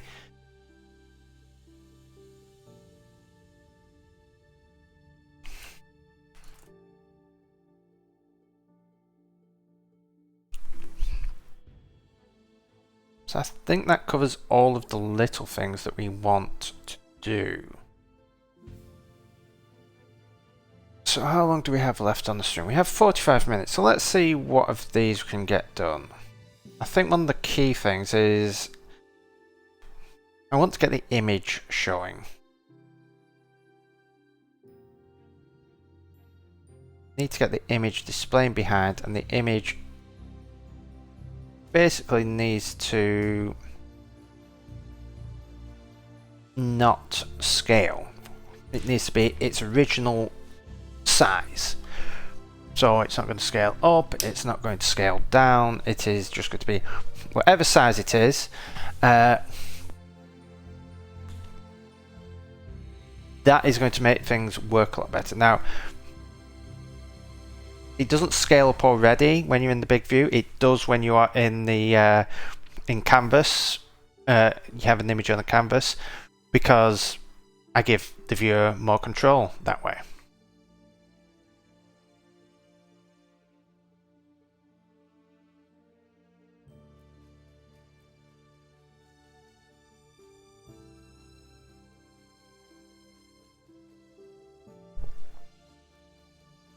So let's have a look here.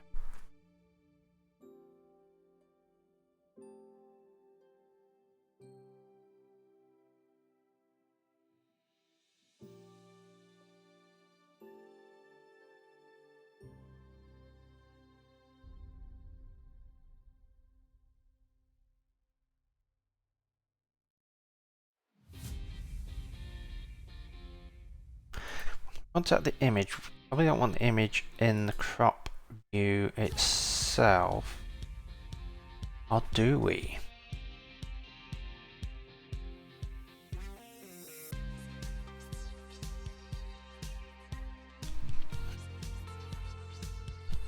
We can have the image behind,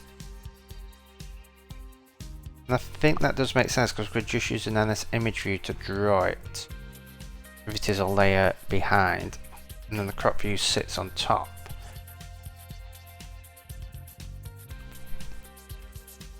The thing there is, we need to know the bounds of the image inside the parent view.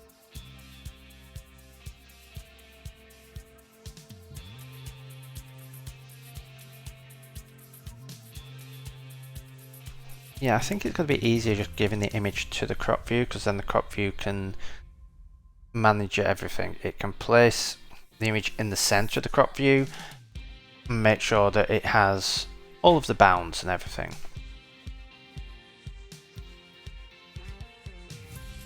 So I think this is definitely going to make things a lot easier. So let's go in here.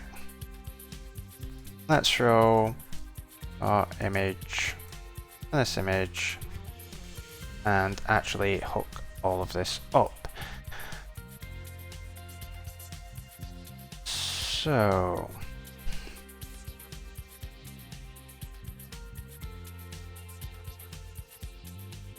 view did load, super view load, and what we are going to do is have a look at our view model here.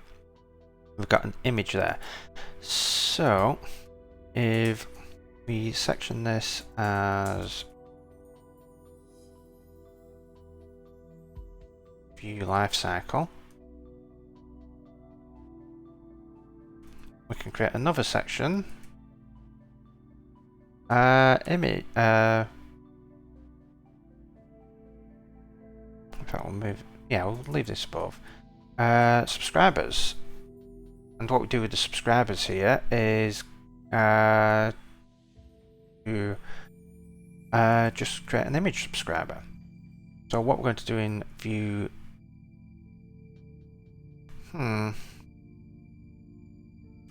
probably going to want this in view did appear.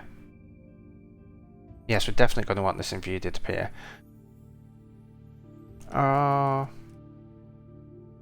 No, view did load. Subscribers dot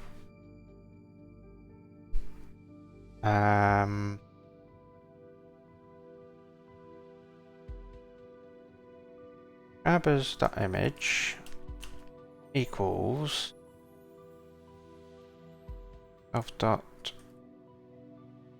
ooh.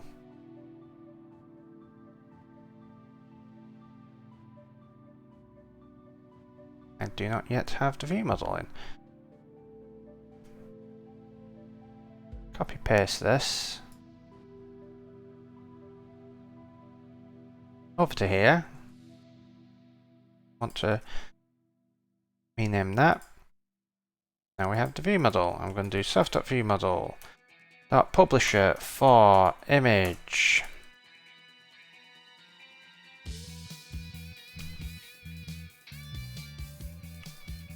and we're going to assign to that image on self dot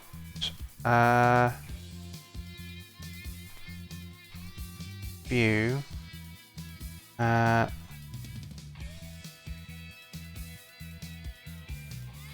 let's just create a private let crop view image editor crop view equals crop view, and then we could just do it this way.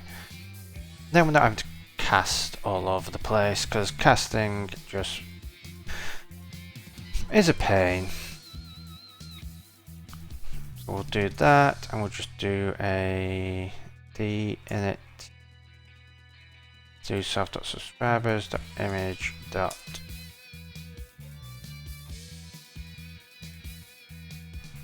Cancel, just to make sure that it clears it out, because as I've said on the previous stream, there's some iffiness with key value observing and combine, where if you don't cancel it explicitly, it can just cause problems for you later on.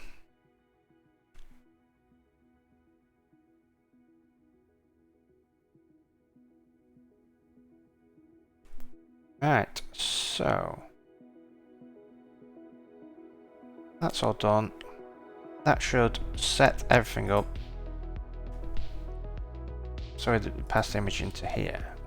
What we're going to do is did set self.set is display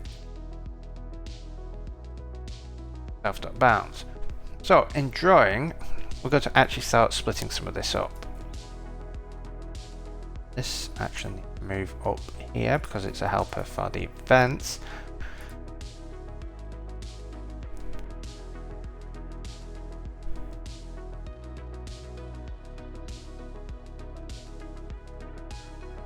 But for drawing,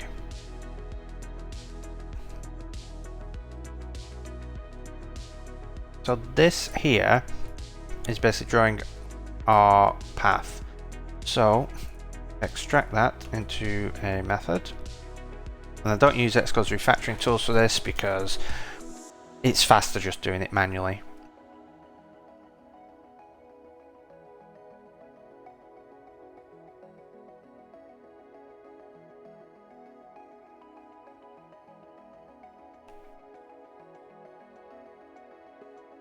Private func, draw a candle. Put that in, and if you structure your code like this, you need far fewer comments, because that method is now very self-explanatory.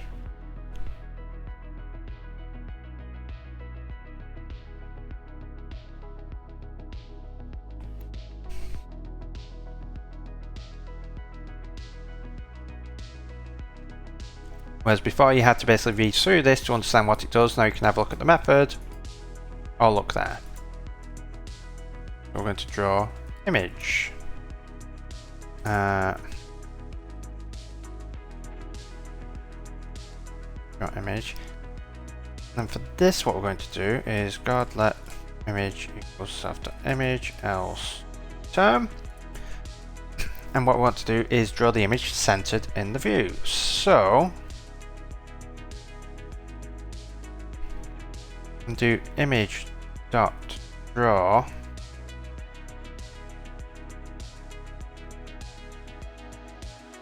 in rect. Now the rect we want to draw it in is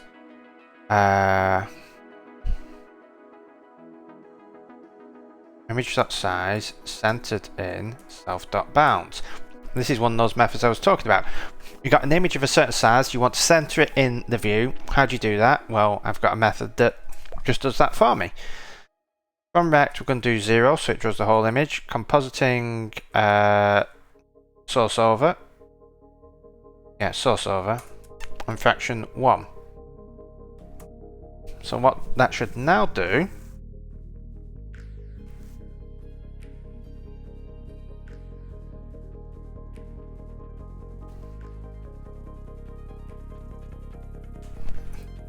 we have to pass the view model in. Self.view model.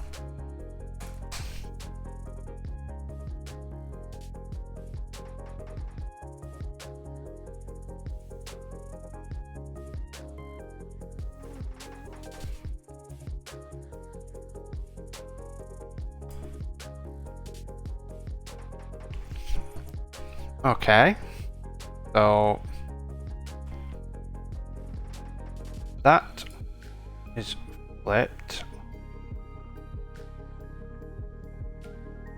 So,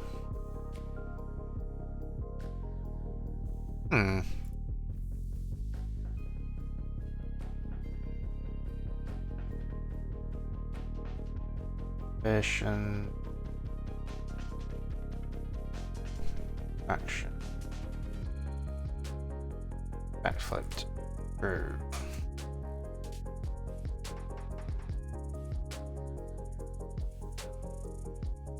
Oh, do I need to add hint?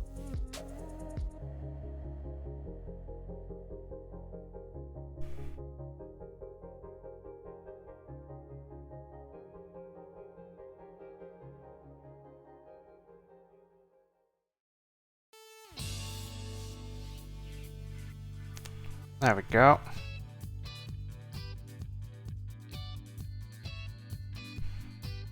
And that, not the smoothest I've ever seen. That, nice and so, what we're probably going to do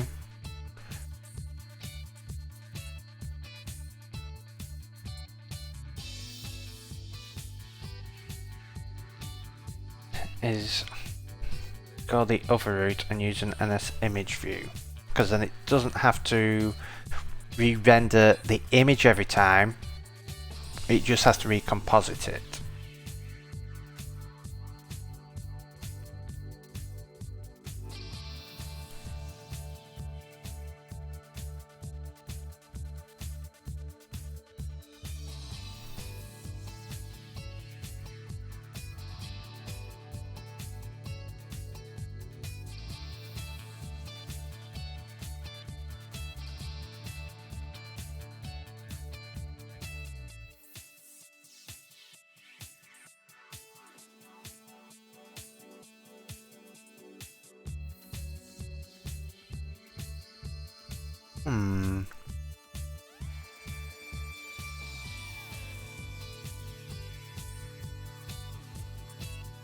Question is, how do I want to go about this? Because I need the image to sync up with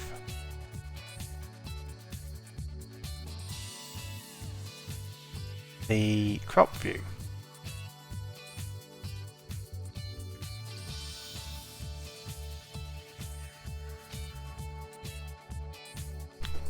So they're both going to have a parent frame, and the images are always going to be centered in the parent frame.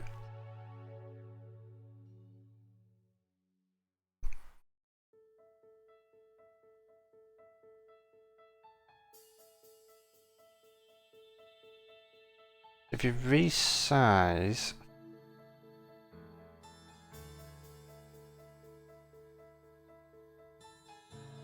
image, then we need the crop view to always be centered. That's one thing we could do.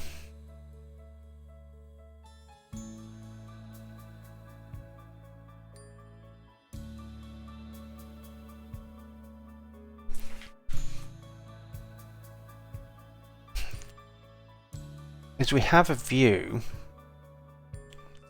that contains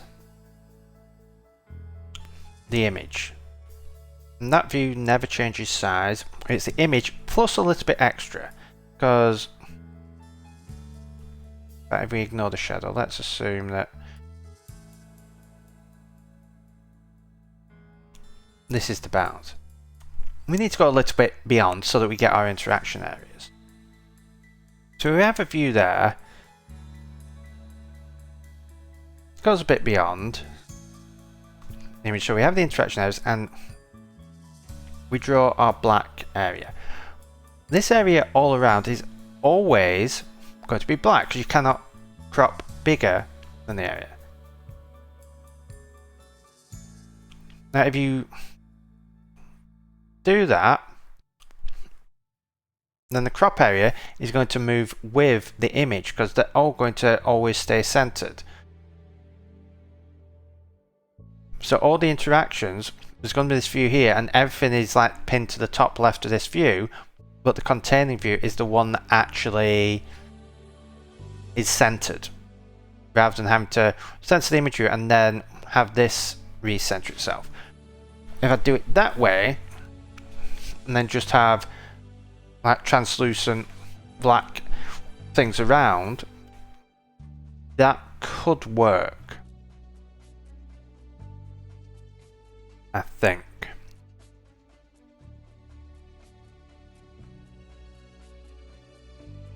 Because this needs to be translucent, but outside, I mean, making it translucent helps, but it doesn't need to be translucent because it's just a solid colour. We may do some cheating here. We may just do some cheating. So, what we will do is we'll go in here.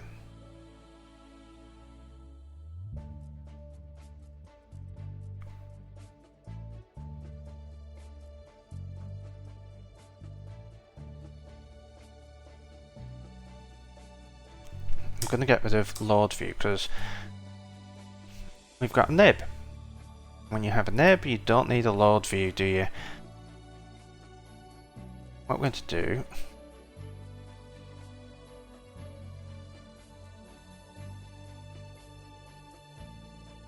is add a custom view. I'm going to add an image view to that. That image view is going to be let's take 20 points around edge.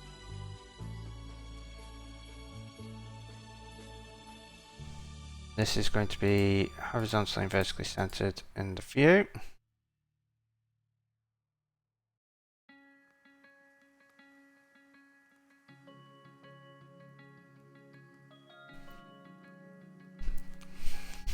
Let's add a placeholder intrinsic size of 150 by 150. Just something, this is useful for editing because something like an image view doesn't have an intrinsic size unless you're giving it an image. So if we do this, it just forces it to have this intrinsic size while in Interface Builder.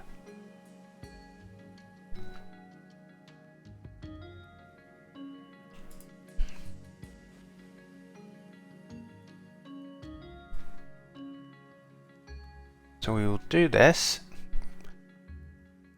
and then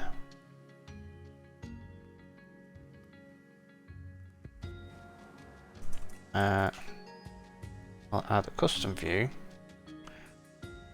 This custom view is going to sit on top. 0, 0, 0. Custom view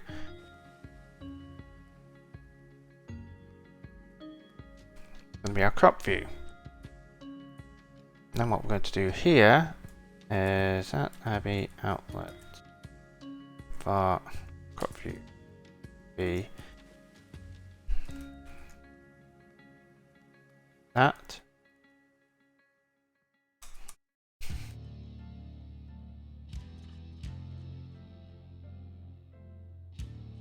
Going to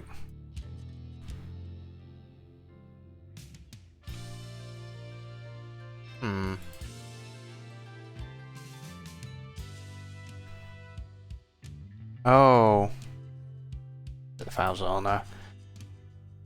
There. Go. Now we can link them up. So we link up image editor crop view. So that will now all work. What we can do is get rid of that. We no longer need all of this. that we can get rid of. Draw image, and image. And if we get rid of all of that, we can then use bindings. Because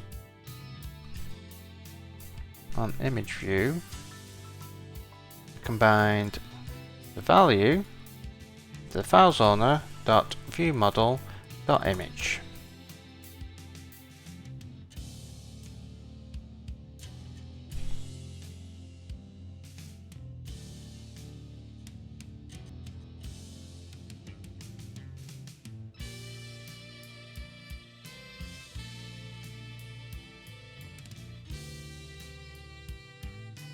In it because we don't need it anymore. Hi Uli, welcome to the chat. How are you doing?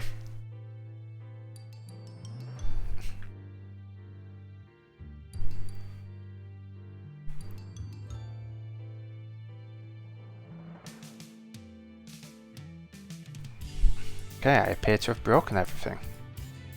I know what I've failed to do. Have I failed to hook up? I have.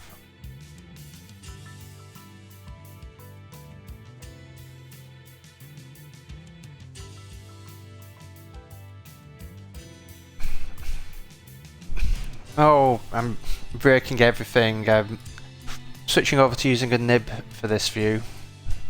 There we go. If I size this down,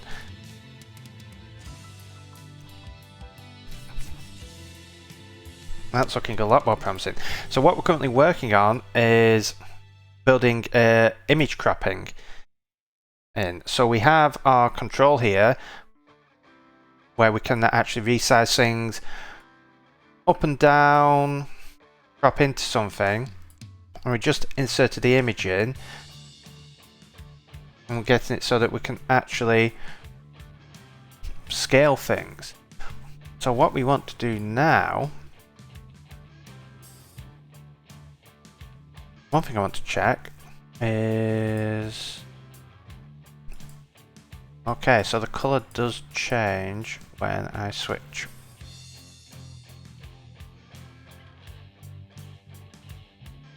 Which makes sense. And for anyone who has never seen this,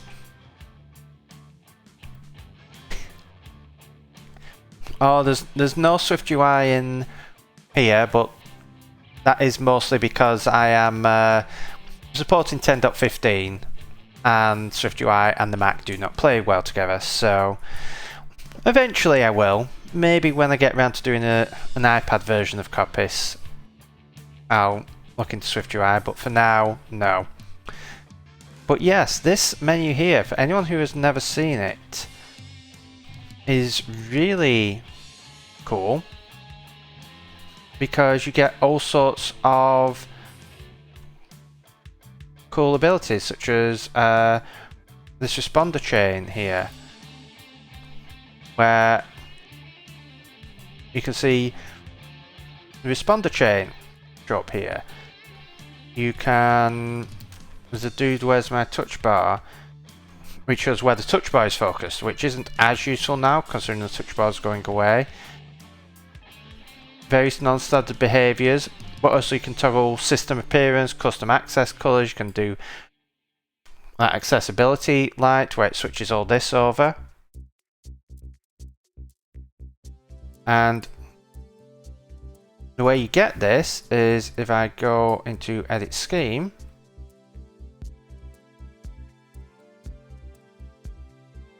in arguments, it's this underscore ns underscore 44 45 42 55 47 yes. You may be wondering, why is it this bunch of numbers here? Because in ASCII that is debug, and this is Apple's built-in AppKit debug menu. So what it provides you may change, but you can actually just bring it up in your app and it provides all these great AppKit things.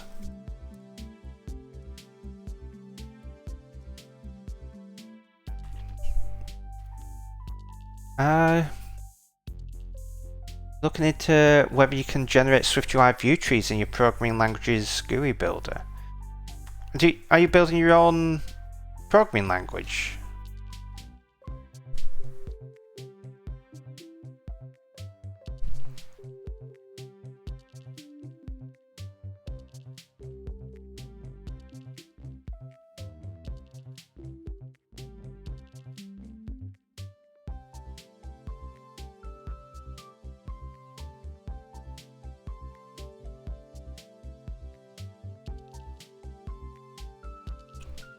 Oh yeah, I've seen you working on your HyperCard clone. I didn't realise that you were building a full language around it as well. Ah.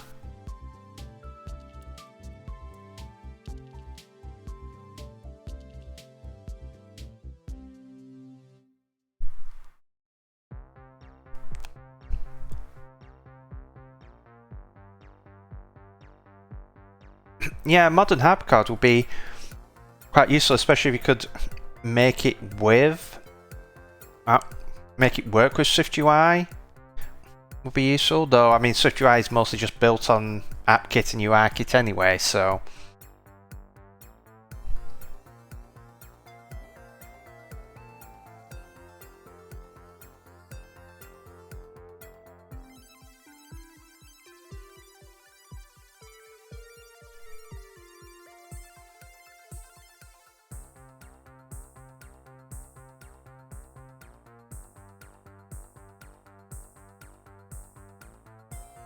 Oh, so it's going to load up all existing HyperCard stuff. See, I never actually got the chance to use HyperCard. Like, I knew it existed, but I never actually got hold of HyperCard. When I was a kid and messing around, basically trying to recreate Mist, and I got one of the two components. I got hold of Stratavision, which was a 3D drawing package that I used on Mist, but I never got a hold of HyperCard. So instead I had to use something else Apple made called Apple Media Tool, which was building like presentations and stuff like that. Building out like, I mean, you could use it for building out like DVD menus. It was like before iDVD sort of thing.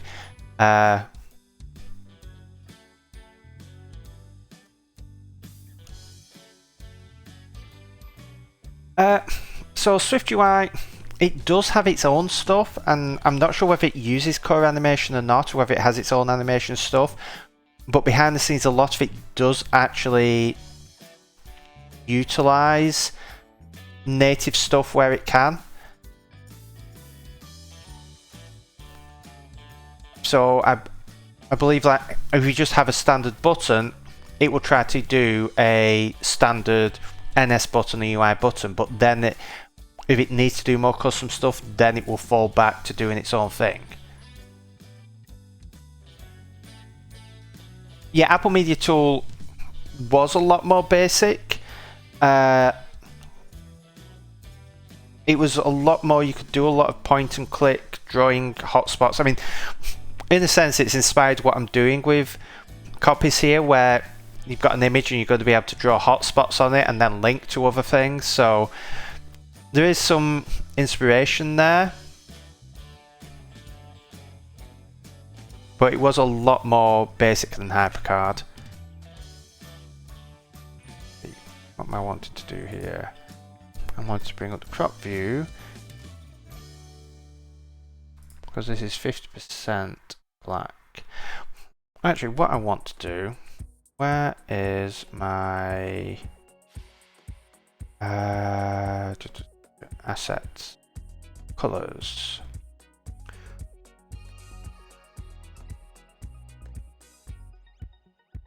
Let's add an. What am I missing? New folder. Editors.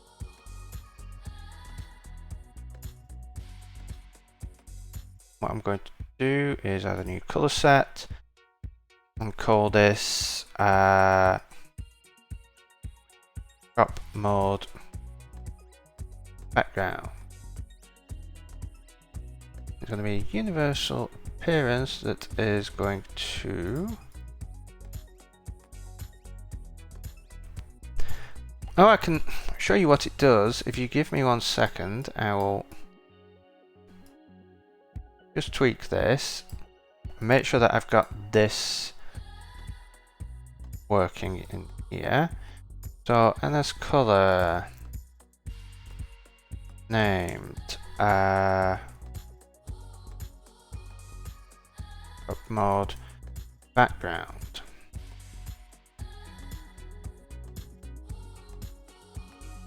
I think that is optional. So I build and run. I will show you what Coppice actually does.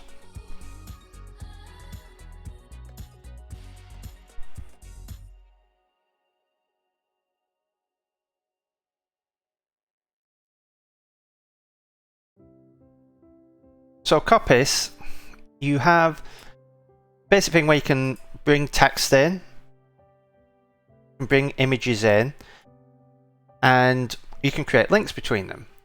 So I can click on that and that takes me to this page here. So far it's feels like a wiki. And I could do this here, and if I click to add link, I could do Coppice and make that go to the Coppice logo. If I wanted to, I could change that and actually make it go to the Coppice website. So you just create these pages that can be text, they can be images, and you can link between them. But where it gets really cool is over here, because you can make canvases, and I could drag a page out onto the canvas and I can move it around, scale it, and so on. And when you click on these links on the canvases, here, if I close that and I open it again, it remembers where it was. And it also remembers entire trees. So if I go here and open all of these things, and then I close that entire tree, as long as I keep this root page on, it will open it all up. And what that allows me to do is I can build up a knowledge base, or anyone using it can build up a knowledge base of stuff. And they can build it up and then close some of these things down and then open it up again later as they need. So it's great for those sorts of projects where you are working on stuff and building stuff up over time. And it's really to solve the biggest problem that I've always had with any sort of note-taking app, which is they're great for getting information in, but they're not great for referencing it or using it, especially when you want to break things up into smaller chunks and focus chunks and use multiple of them at the same time. So I've used this for learning when I was building the actual website for Coppice, or the back-end stuff, and I was having to relearn a bunch of PHP and stuff like that. I use that for learning that stuff, or for learning the APIs for the payment system. I was putting it all into Coppice. I use it for running, I run the Dungeons and Dragons campaign, so I'm using it there. I have the whole world in, and I have different canvases for different locations, and I've got like a central area where it's like the main page for that location, and then I can click on it. I've got all like links to different pages that are different locations in there, so you can click on those and it will pop it up, and it basically all just spans out on the canvas, and it's just basically an infinitely growing canvas where you can have all these things. So it's almost, you get elements of a mind map software in here too. So it really is great for building all this stuff up. It's great if you are any sort of like writing project, it's fantastic for. So if you are a journalist, for example, it would be great for collecting all your references and details and stuff in there for a story you're working on, or a novelist. If you're doing any sort of creative writing, it's great for that sort of thing. So it's building it up for these people who want to build up these knowledge bases focusing on a project where you've got lots of different bits of information and working out what are the connections there. And at the moment it's just text pages where you get the ability to link from them, but what I'm working on is actually linking from image pages. So we have cropping here, but what I'm also doing is where is it? Hotspots. So you'll be able to actually put hotspots on and then have these hotspots link out, which is very similar to what that Apple Media Tool let you do. So you'll be able to have linking from image pages to other pages. And then the idea is over time adding other page types where you'd be able to link from audio or video. At certain points there'll be links that link to other things, and make the canvases a lot more powerful, so you can actually put notes on there and make informal connections where you haven't actually got a link yet between two pages, but in the context of the canvas there's some degree of link there.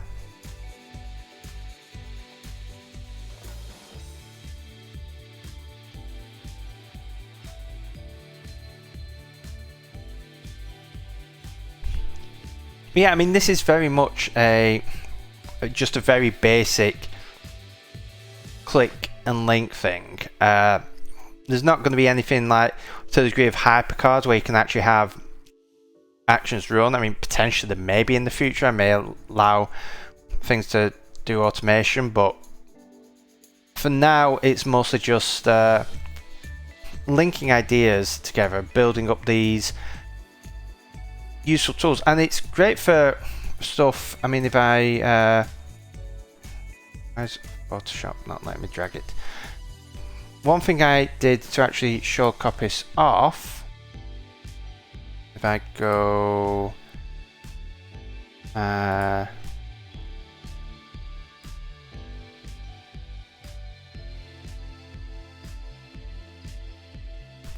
I have my press kit here, and I actually have the review guide in two forms.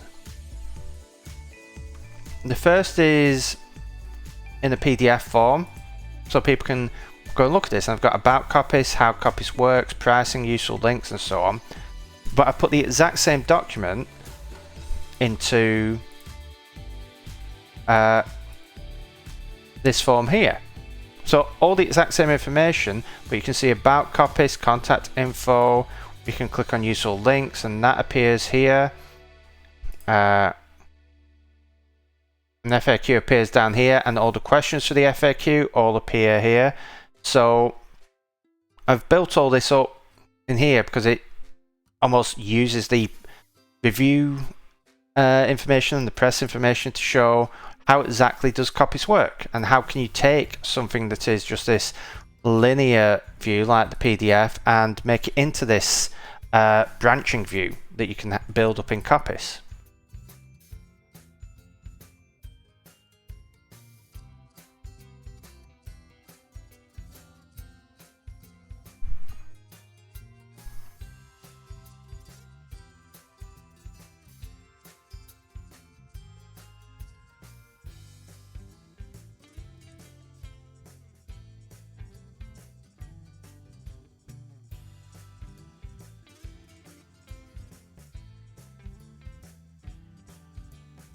Right, so what I'm doing here,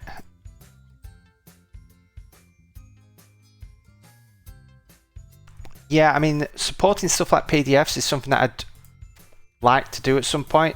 One of the problems is, like, when you add links to text, it's adding the links actually to the text. So when you take the text out, the links are still in there. So I need to work out ways of working around that. For images, it's not going to add it in, it's going to be metadata on top. I'd like to switch to doing that as much as possible, but for stuff like PDF, it's a question of how would I link that in, because certain PDFs you've got the text in there. Could I actually utilize the text, or would I just have it drawing over and then it's multi-page? So there's lots of things to work out there. But I mean, one of the other things that Coppice does is it can automatically find links for you. So for example, if I bring up the sample document again, this only works for text. But if, for example, I have creating a page up here, if I type creating a page with the paid version, it will automatically, as you type, detect, oh, you've just typed something that matches the title of something over here. Let's create a link to it. And it does that automatically. And what I want to do for image pages is, for example, say you had a page called Coppice User Guide. For this version, what I'd like to do is build have it use machine learning to detect all the text in the page, which I believe Apple's APIs make it relatively easy to do. And let's say it detects here Coppice User Guide, it will automatically add a hotspot there and link it to the page for Coppice User Guide.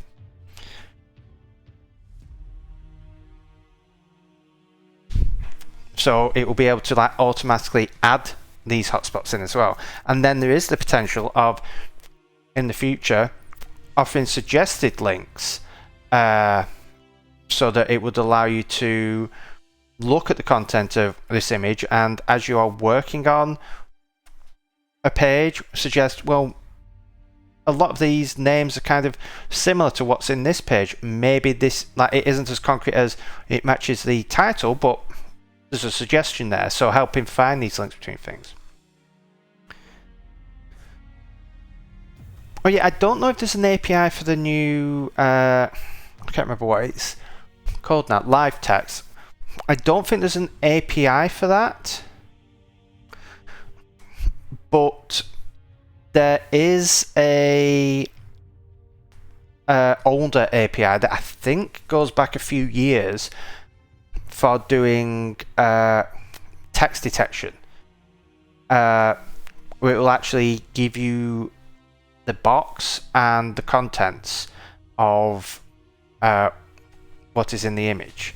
Now I think that was added a few years ago, so I'm wanting to look into that and see what sort of things that supports, because I'd really like to get that in.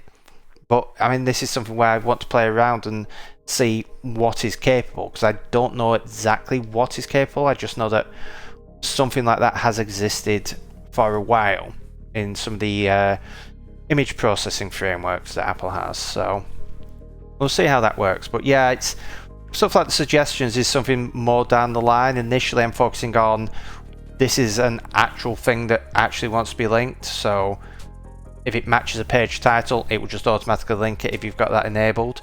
You can disable it. In the latest version I added this button where it will basically disable linking to a page. So I do that. If I type the title of this page, it won't auto link to it. But yeah, I just wanted to build this up where the idea of the app is it helps you visually build up your knowledge of a subject, get all these different components in, build it all up, and it essentially is meant to help you use the data. And I want to give the user control over that, so laying things out and creating links, but also have the app try and use some degree of machine learning stuff to find potential other links, or find concrete links between things and actually insert them, or potential links that you can suggest, and just almost become a bit of an assistant in the sense of helping you understand this.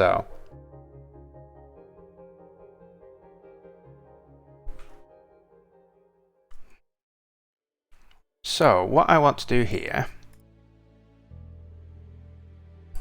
this is actually going to break things, but I'm going to do some auto layout trickery. It doesn't completely break things. Actually, it will completely break things now, but it should be okay. A bit. Now this may actually just break regardless.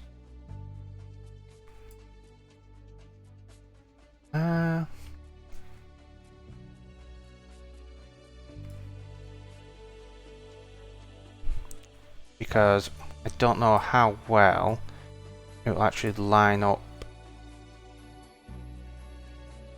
the edges and whether we'll get some overlap.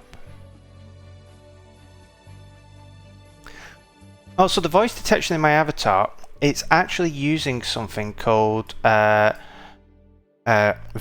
Tube, and it's a small app, I believe it's built in Unity, that you can just throw in various images. So I've got a standard image where I'm not talking, and then another one where you are talking, and usually it's for like the mouth open, but because my little avatar's a robot, I just have the screen light up. But you can also have it show different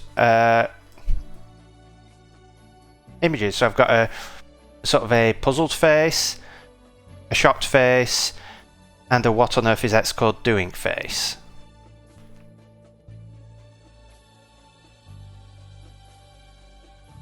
Unfortunately, I don't think you can use a GIF. I think they're only static images, because effectively it is detecting, and it's very simple, this one. You can actually build up, there are more advanced tools that allow you to build a lot more advanced things, but in this case it is just detecting when the audio goes over a certain threshold, it switches the image.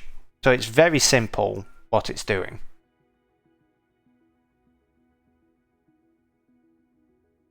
It is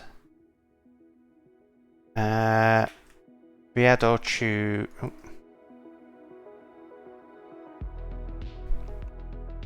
There, Viado Tube Mini. I believe there is a more advanced version in development, but I mean there are other tools out there that let you do really advanced stuff. I've seen some like really cool ones that use like facial tracking, so that they track things and animate things really well. So there are some pretty cool tools out there, and some people who I watch who actually effectively built their entire game worlds to actually stream in. So they've got their characters that they move around with controllers, and it's doing a similar thing for their mouths, where it's detecting the audio level for how wide the mouths are. But they've basically built this entire game world themselves. So it's really cool stuff that they have going on.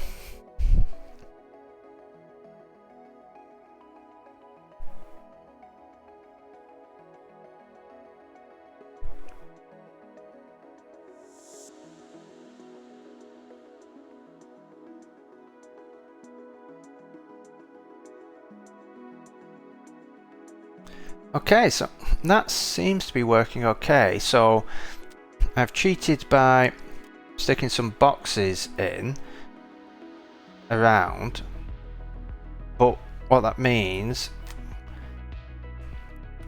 that you can see where it is going off there, but considering that this will be limited to only going as big as the size of the image,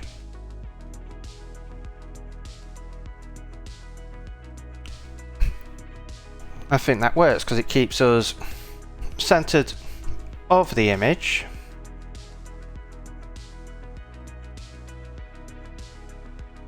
And that resizes down, so you can crop all these bits down, and that, because I'm using an NS image view, is going a lot better than it was before. Now the problem is, at the moment it's limiting how small you can make it, because it won't size down the image view, and it won't size, like you get to 0 size on all the boxes and it just sticks there. But when we stick this into a scroll view, you'll be able to go down pretty much as small as you want, and it will just start scrolling. So we'll probably look into that later on. For now, this is fine, because I want to get all of this working and work on some of the other bits, and then we'll stick it into a scroll view. But I think what else do we need to do? We've got the imaging. Prevent cropping from getting smaller and bigger. I think those will be the next highest priority. I think we'll also get moving the crop area around. Shrinking the handles down when it gets too small. I think showing the dimensions will be useful to do, though actually we'd have to show those inside, I believe. Depending on how far down we went, but we could work around that. But yeah, I think this is quite an improvement. We've got all this drawn up. It's all interacting, it's all moving smoothly. So I think this crop mode is starting to look really good.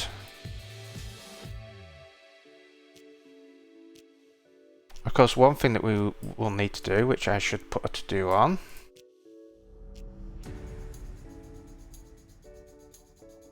is we need to make this work with voiceover.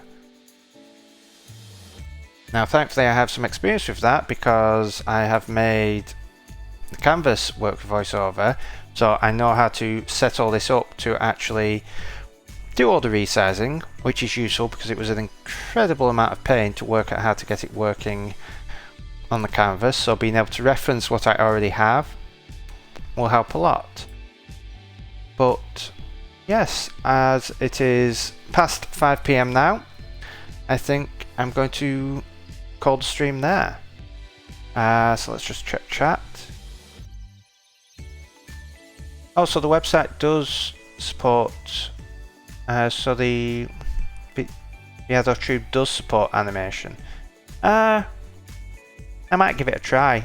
And I was just going to leave this relatively simple now and build things up gradually over time. There are many other areas of the stream I want to work on first. So now I have this working, I might work on other bits, but then revisit it later, build more expressions and stuff, and make it even more advanced. So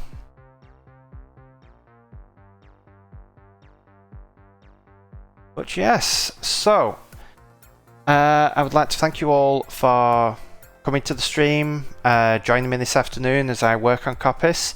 Hopefully, if you haven't already, you'll give me a follow to get notified of the next time I'm streaming, which should be this Saturday at 2 PM UK time.